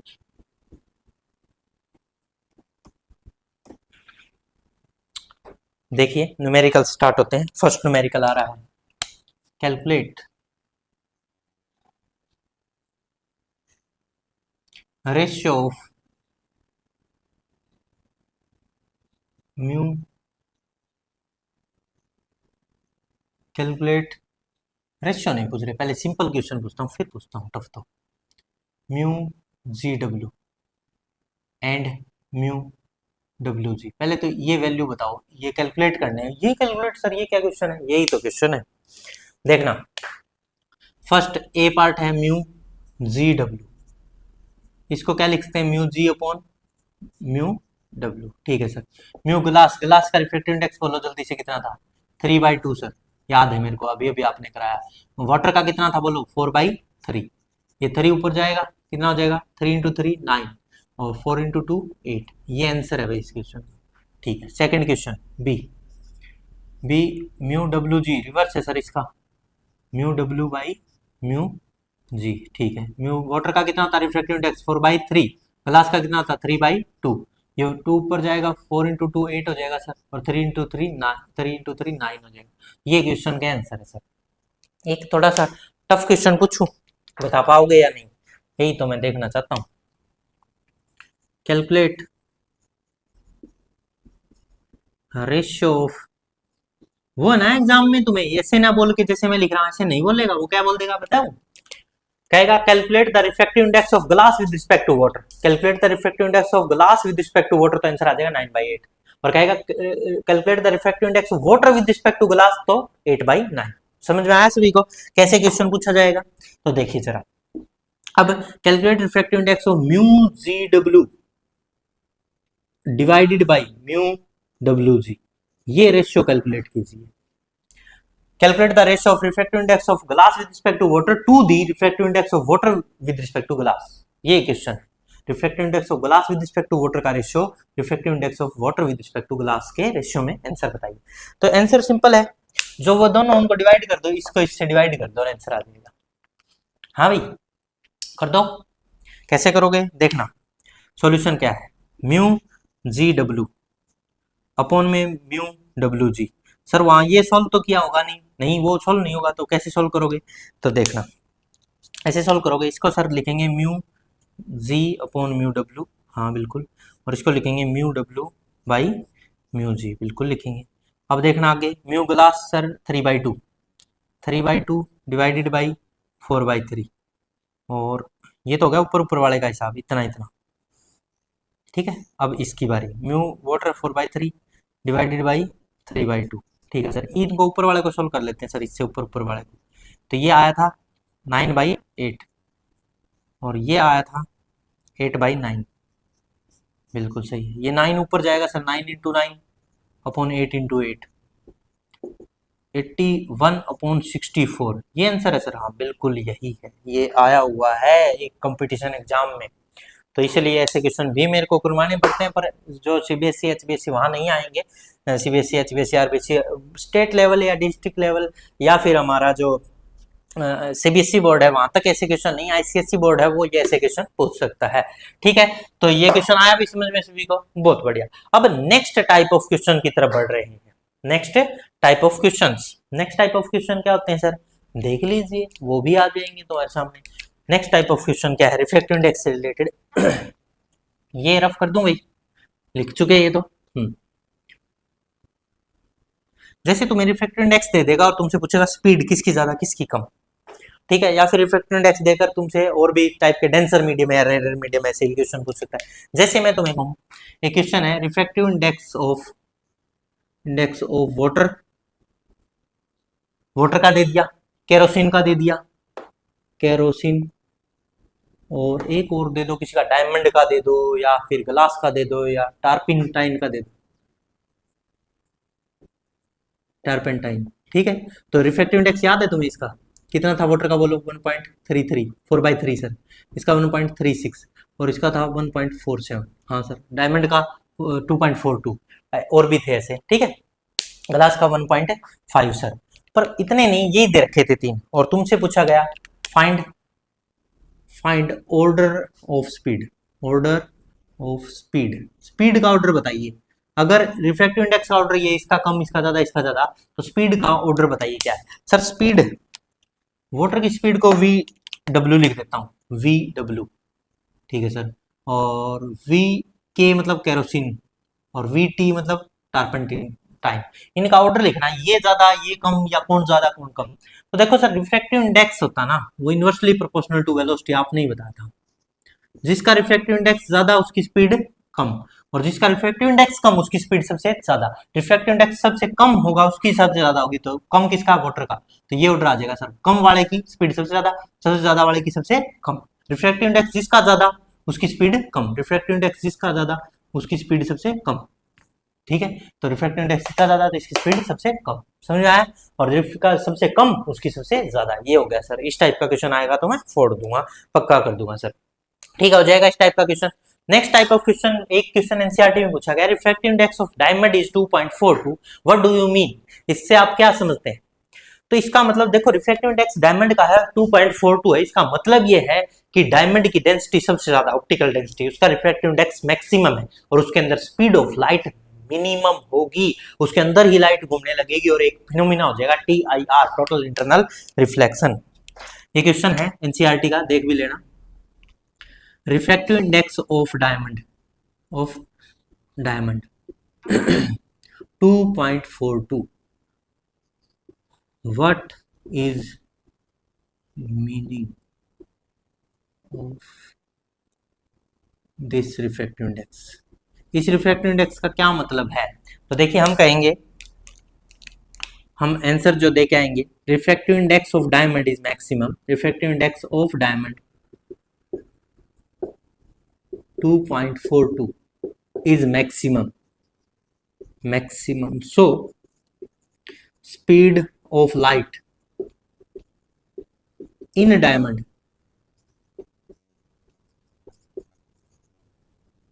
मिनिमम, मिनिमम सबसे कम होगी, मतलब वेरी स्लो, वेरी स्लो होगी। और एक और बात लिख देंगे, टी आई आर हो जाएगा, T I are, T I are का मतलब टोटल इंटरनल रिफ्लेक्शन, वो अंदर ही अंदर टकराएगी, वो बाहर ही नहीं निकल पाएगी। टोटल इंटरनल रिफ्लेक्शन तक होता है उसके अंदर, डायमंड के अंदर, इसीलिए उसकी चमक होती है। इसी वजह से डायमंड की brilliance of diamond is due to, कुछ लिया जाए तो T I R, total internal reflection. Next जो हमारा चैप्टर उसमें पूरी डिस्कशन करूंगा इसका फुल डिटेल, पर फिलहाल अभी भी बता देता हूँ, brilliance of diamond is due to, चमक होती है वो किसकी वजह से होती है, टी आई आर। और टी आई आर होने का कारण उसका रिफ्लेक्टिव इंडेक्स है बहुत ज्यादा है, उसके अंदर लाइट फंस जाती है, वो निकल नहीं पाती, वो अंदर ही अंदर टकराती रहती है, टोटल इंटरनल रिफ्लेक्शन होता है, उस वजह से उसकी चमक बहुत ज्यादा होती है। एक और टाइप का क्वेश्चन पूछ लेता हूं तुमसे।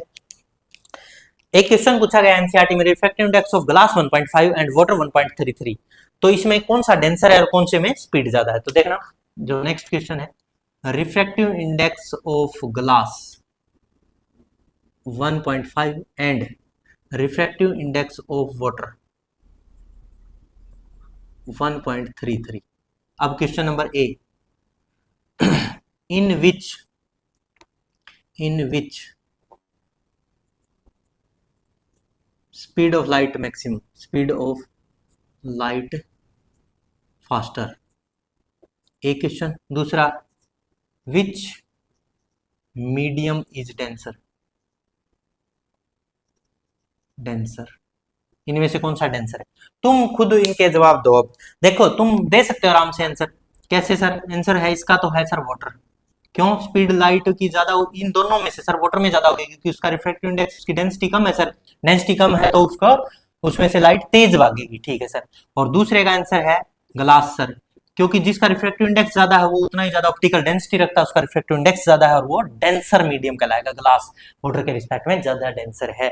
यहां तक कोई डाउट है किसी को तो बोल दे जल्दी से, ये लिखें, फिर मैं एक तुम्हें दो लॉ हैं, लॉ ऑफ रिफ्लेक्शन वो और बता देता हूँ, फिर ये चैप्टर हमारा कंप्लीट हो जाएगा। जल्दी से इसको नोट करें भाई, देख लेता हूँ कुछ सही चल रहा है क्या, बिल्कुल सही चल रहा है। तो देखिए अभी जो दो हमारे क्वेश्चन है वो और लॉज बचे हैं, लॉज ऑफ रिफ्लेक्शन, वो भी डिस्कस कर ही देता हूँ। थोड़ी सी देर 10 या 15 मिनट का खेल और है, उसके बाद ये चैप्टर पूरी तरह से तुम्हें कोई डाउट नहीं रहेगा। देखिए जरा सही समझ में आया सभी को, कोई भी पॉइंट में डाउट है तो कमेंट कर देंगे, तुरंत लिख देंगे, मैं उसका रिप्लाई जरूर दूंगा, ठीक है। देखिए तो जो नेक्स्ट टॉपिक है हमारा जो बचा है थोड़ी सी देर का, laws of refraction of light, laws of refraction of light. इसमें दो लॉ हैं, फर्स्ट लॉ कहता है लाइट में जो इंसिडेंट रे होती है, रिफ्रैक्टेड रे होती है, और नॉर्मल लाइन है सेम प्लेन, सभी की सभी एक ही प्लेन में एग्जिस्ट करते हैं। जैसे लॉ ऑफ रिफ्लेक्शन थे ना, वैसे लॉ ऑफ रिफ्लेक्शन की तरह लॉ ऑफ रिफ्रैक्शन भी है। और दूसरा लॉ है स्नेल्स लॉ, और उस पर कुछ न्यूमेरिकल भी पूछे जा रहे हैं, वो मैं बता देता हूँ कैसे आएंगे एग्जाम में। तो चलिए डिस्कस कर लेते हैं जल्दी से, बहुत ही आसान सा टॉपिक बचा है, थोड़ी सी देर का 5 मिनट का, वो भी देख लेते हैं। लॉज ऑफ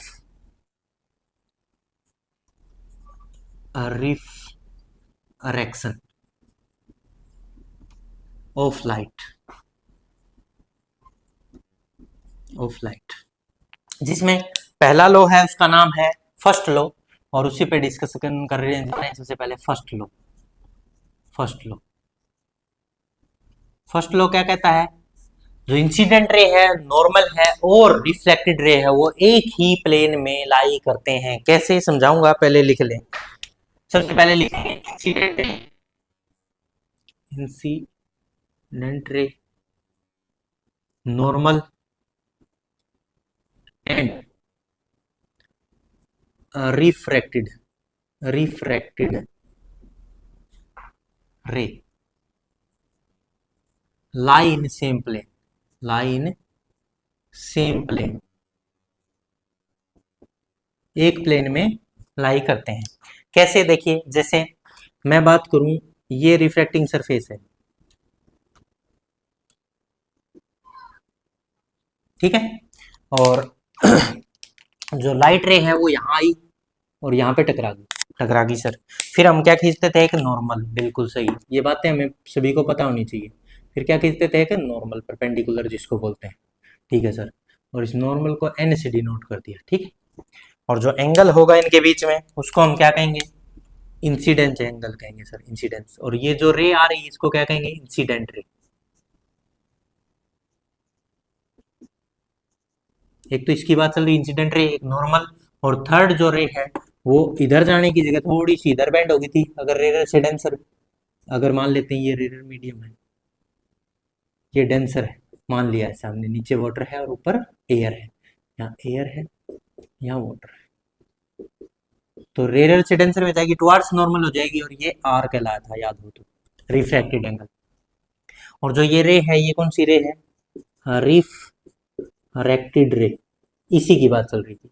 तो ये यही कहना चाह रहा है, जो नॉर्मल है इंसिडेंट रे है, और क्या है, नॉर्मल इंसिडेंट रे, जैसे ये आके गिरी, ठीक है, ये नॉर्मल ग्रीन वाला, ठीक है सर, और ये ब्लैक वाली है क्या, थोड़ी सी इधर देखो ऐसे, ये तीनों ना एक ही प्लेन में लाई कर रहे हैं, ऐसे नहीं कि ये इस प्लेन में, अलग प्लेन में नहीं है, ठीक है, या इस प्लेन में नहीं है, ये क्या है, एक ही प्लेन में लाई कर रहे हैं ऐसे थोड़ा सा एंगल पे, ठीक है। ये नॉर्मल आगे बढ़, मान लो ये ग्रीन वाला आगे बढ़ गया, ये नॉर्मल हो गया, ठीक है।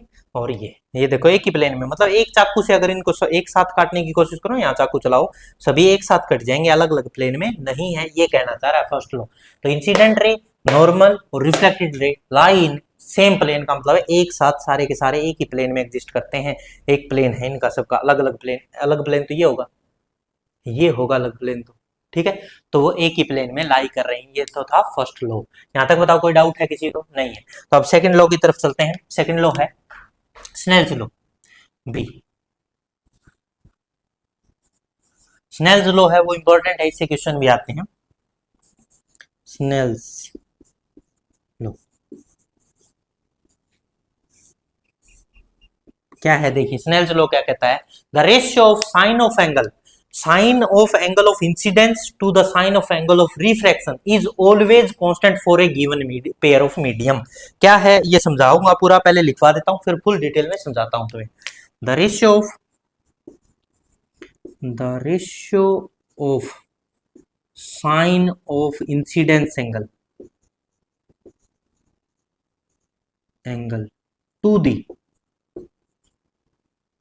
To the sine of refracted angle is always constant for a given pair of medium, given pair of medium के लिए कांस्टेंट रहता है। क्या कहना चाह रहा है सर, समझ में नहीं आ रहा, डायग्राम से समझो फिर आएगा समझ में। जैसे देखना, ये एक रिफ्लेक्टिंग सरफेस है, ठीक है सर, इस पे अलग अलग लाइटें आके गिरी, अलग अलग एंगल पे गिरी, पहले यहां गिरी, ठीक है, इसके लिए मैंने क्या बनाया, नॉर्मल बनाया, ठीक, और फिर ये टुवर्ड्स नॉर्मल बेंड होगी, किसकी तरफ बेंड होगी, नॉर्मल की तरफ बेंड होगी, ठीक है सर। तो जो इसके लिए एंगल था ना उसको आई और आर कहा मैंने, आई वन और R1 कहा, ये मीडियम यही रखा, ये क्या था, रेयर, और ये डेंसर, इसी मीडियम में अब दूसरी लाइट आके गिरी, मीडियम सेम ही रख रहा हूं मैं अभी, और ये जो है ब्लू वाला ये क्या था, नॉर्मल था, ये नॉर्मल खींचा था, ठीक है। अब जो दूसरी लाइट आके गिरी, मान लेते हैं उसका कलर अलग ही कलर से दिखा देता हूँ, ये लाइट आके गिरी अलग एंगल पे, ठीक है, और अलग तरीके से बेंड हो जाएगी, फिर नॉर्मल खींचूंगा, हाँ सर नॉर्मल खींच दिया, नॉर्मल, और जो अब की बार एंगल है वो थोड़ा सा ये यहाँ चली गई, ठीक है सर, जो एंगल है वो क्या है, अलग है, ये क्या है, I2, ठीक है सर, और ये R2, ठीक है सर, मान लिया। नेक्स्ट जो रे है वो कहां से आई है, वो ऐसे आई है, ब्लैक वाली तो रहेगी ना, हाँ ये आई, ठीक, और ये यहां चली गई, और हमने क्या खींच दिया, नॉर्मल। पर मीडियम मैंने एक बार भी चेंज करने की नहीं बोली तुम्हें, मीडियम सेम ही है हर बार, मीडियम क्या है, सेम ही है सर, मीडियम हर बार सेम। और यहाँ वाला जो एंगल था वो क्या है, I3 और R3। तो मैं जो ये लो क्या कहना चाह रहा है वो सुन लो। ये लो कह रहा है sine of incidence angle, sine of incidence angle I upon sine of refracted angle का ratio, sine of refracted angle R का रेशियो हमेशा क्या रहेगा, कांस्टेंट रहेगा गिवन पेयर के लिए। ये लाइन, ये लाइन लिखी गई है उस लॉ में और कुछ नहीं। Sine of angle of incidence divided by sine of angle of reflection हमेशा क्या रहेगा, कांस्टेंट रहेगा। ये बोल रहा है स्नेल्स लॉ। कैसे, जैसे देखना वहां उसमें वैलिड करके देखते हैं। Sine of I1 upon sine of R1, ठीक है जी, equal to sine of angle I2 upon sine of angle R2 equal to sine of angle I3 upon sine of angle R3। इनका अगर रेशियो लेके देखोगे ना, एंगल बदल बदल के देख लेना, पर रेशियो मिलेगा वो हमेशा फिक्स मिलेगा, वो बदल ही नहीं सकता। कोई डाटा चेंज करके देख लो, एंगल चेंज करके देख लो, अगर एक ही मीडियम रखा, डेंसर रीडर मीडियम सेम है, तो इनका रेशियो भी सेम मिलेगा, चाहे एंगल बदल बदल के देखते रहना, कोई फर्क पड़ने वाला नहीं है। ये था स्नेल्स लॉ। अरे समझ में आया? स्नेल्स लॉ पे सर न्यूमेरिकल बोल रहे थे, आप कैसे बन सकते हैं वो भी बताता हूँ। एक और खास बात सुनो स्नेल्स लॉ की जो ज्यादा इंपॉर्टेंट है, वही तो समझाने के लिए आया हूं। ये कहता है एक और डेफिनेशन जो 12th क्लास में जाके पढ़ोगे तुम, अभी तो नहीं है फिर भी पढ़ा देता हूं। रिफ्रैक्टिव इंडेक्स फर्स्ट का मल्टीप्लाई कर दो sine of incidence angle is equal to refractive index of second medium का। यहाँ का मीडियम का रिफ्रैक्टिव इंडेक्स मान लो μ1 था, यहाँ का रिफ्रैक्टिव इंडेक्स μ2, अलग अलग दे रखा। इसका मीडियम इंटू यहाँ का इंसिडेंस एंगल, यहाँ का मीडियम का रिफ्रैक्टिव इंडेक्स इंटू यहाँ का refraction angle, sine of R. ये होगा हमेशा। और अगर इसको ढंग से लिखा जाए तो μ1 बाई μ2 आ जाएगा, sine I upon sine R इधर आ जाएगा, डिवाइड में, मल्टीपल में था तो इधर डिवाइड में, यहाँ μ2 है, ये μ1 डिवाइड में μ2 बाई μ1। और इससे रिलेटेड न्यूमेरिकल भी बहुत ज्यादा पूछे जा रहे हैं, ये एग्जाम में काम आएगा तुम्हारे। जहां का रिफ्रैक्टिव इंडेक्स, जैसे ये मीडियम है, ये सेपरेट कर रहा है दो को, यहाँ का μ1 है, यहाँ का μ2 है, यहाँ आई है और यहाँ आर है, ठीक है। तो यहाँ का रिफ्रैक्टिव इंडेक्स इंटू यहाँ का साइन थीटा, यहाँ का रिफ्रैक्टिव इंडेक्स इंटू यहाँ का साइन थीटा, बस इतना सा दिमाग लगाना और ज्यादा दिमाग लगाना नहीं। यहाँ का इंडेक्स इंटू यहाँ का साइन एंगल, यहाँ का इंडेक्स इंटू यहाँ का साइन एंगल बराबर कर देना, अपने आप इस दो लोगों के क्वेश्चन आंसर आ जाएगा, कोई प्रॉब्लम नहीं होगी। मैं कुछ क्वेश्चन डिस्कस कर देता हूँ जिससे कि तुम्हें पता चल जाए ये यूज कैसे होता है ये फॉर्मूला। तो ये दो लॉ थे, दोनों के बारे में डिस्कशन, और अब जो ये फॉर्मूला कैसे यूज होगा कुछ न्यूमेरिकल करके दिखा देता हूँ और फिनिश करता हूँ इस लेक्चर को। देखिए जरा कैसे ये फॉर्मूला यूज होता है, देख लें। देखिए फर्स्ट क्वेश्चन आया तुम्हारे सामने, क्या क्वेश्चन है, तुम्हें क्वेश्चन नंबर 1 दिया गया, calculate angle of reflection, angle of refraction, refraction, बस ए पार्ट है इसका, देखना जरा, ये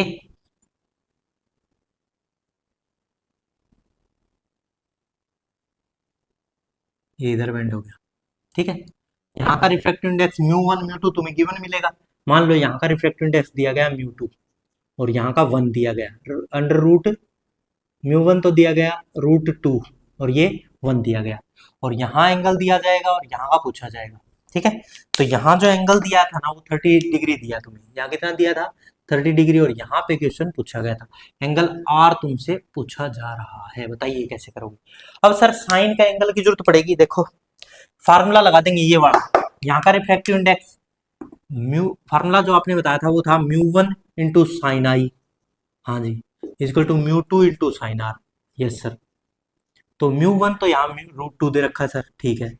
साइन आई इंसिडेंट एंगल 30 डिग्री है सर, इक्वल टू μ2 दे रखा है सर 1, और साइन आर तो निकालना ही है, आर ही निकालना है सर।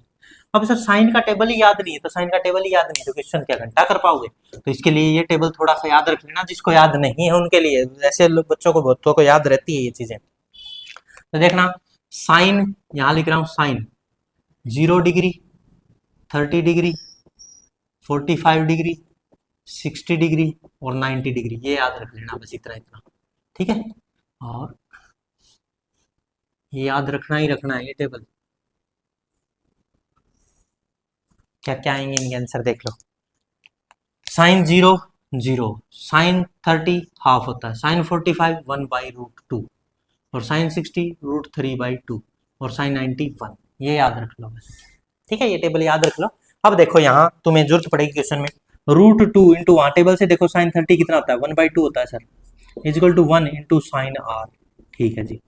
अब सर ये कटेगा 2 के अंदर, 2 को हम √2 इंटू √2 दो बार लिख सकते हैं, इनको मल्टीप्लाई करोगे तो 2 ही आएगा, तो इससे कट हो गया एक √2, फिर भी बच गया 1/√2 इजिकल टू साइन r।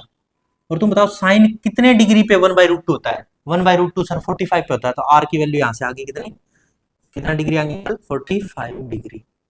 ये हो गया सोल्व भाई, ऐसे न्यूमेरिकल करना होता है। समझ में आया सभी को?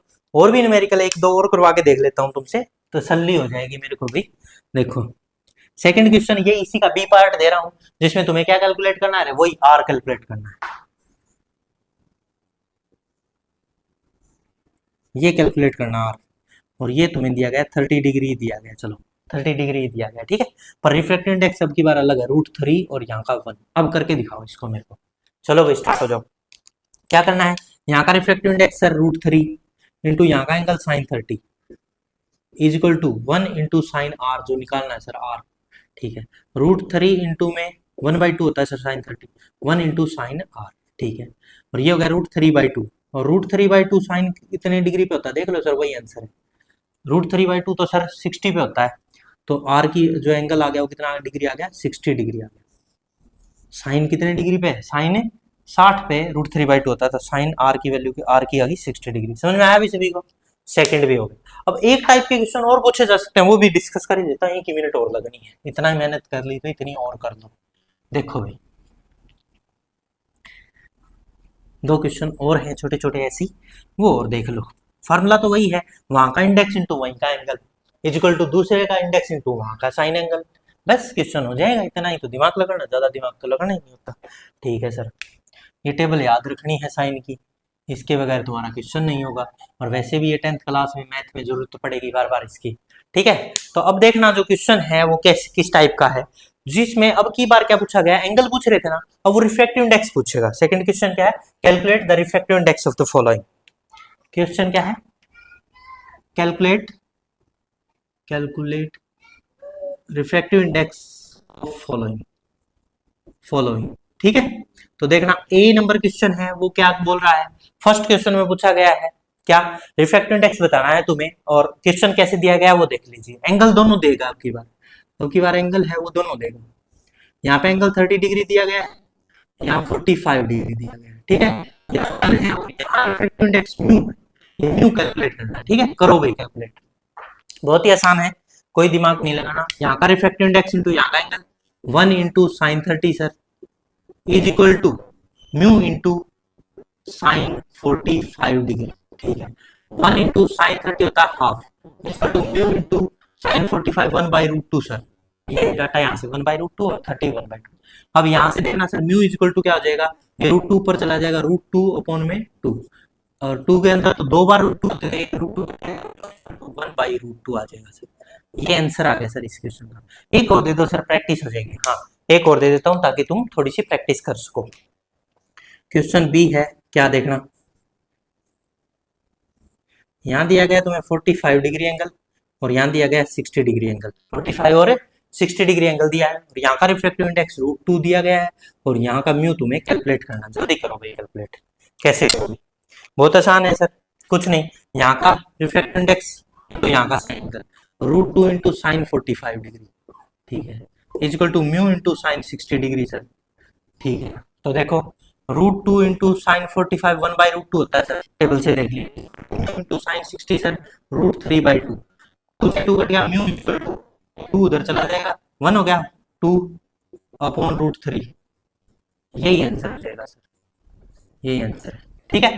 तो इस तरह से हमने तुम्हें हर एक चीज जो रिफ्रैक्शन टॉपिक है उसका बिल्कुल डीपली डाटा निकाल के दिया है, चाहे वो एनसीईआरटी हो चाहे कोई भी एग्जाम में क्वेश्चन आएगा तो इसी तरह का बनेगा, इससे बाहर कुछ नहीं आ सकता, ठीक है। मैं किसी टॉपिक को या तो उठाता हूं तो उसका बिल्कुल निचोड़, उसकी चीर फाड़ करके ही छोड़ता हूं, पूरा मैंने कर दिया है, इसी में से क्वेश्चन आएगा, कोई क्वेश्चन गलत करके मत आ जाना। चाहे कोई कंपटीशन एग्जाम की तैयारी कर रहे हो या सीबीएसई, एचबीएससी, आरबीएससी, आईसीएसई, किसी भी बोर्ड की तैयारी कर रहे हो, तो यहाँ से क्वेश्चन गलत नहीं हो जाना चाहिए। ठीक है, मिलते हैं नेक्स्ट लेक्चर में, पढ़ते रहें, खुश रहें, ऑल द वेरी बेस्ट।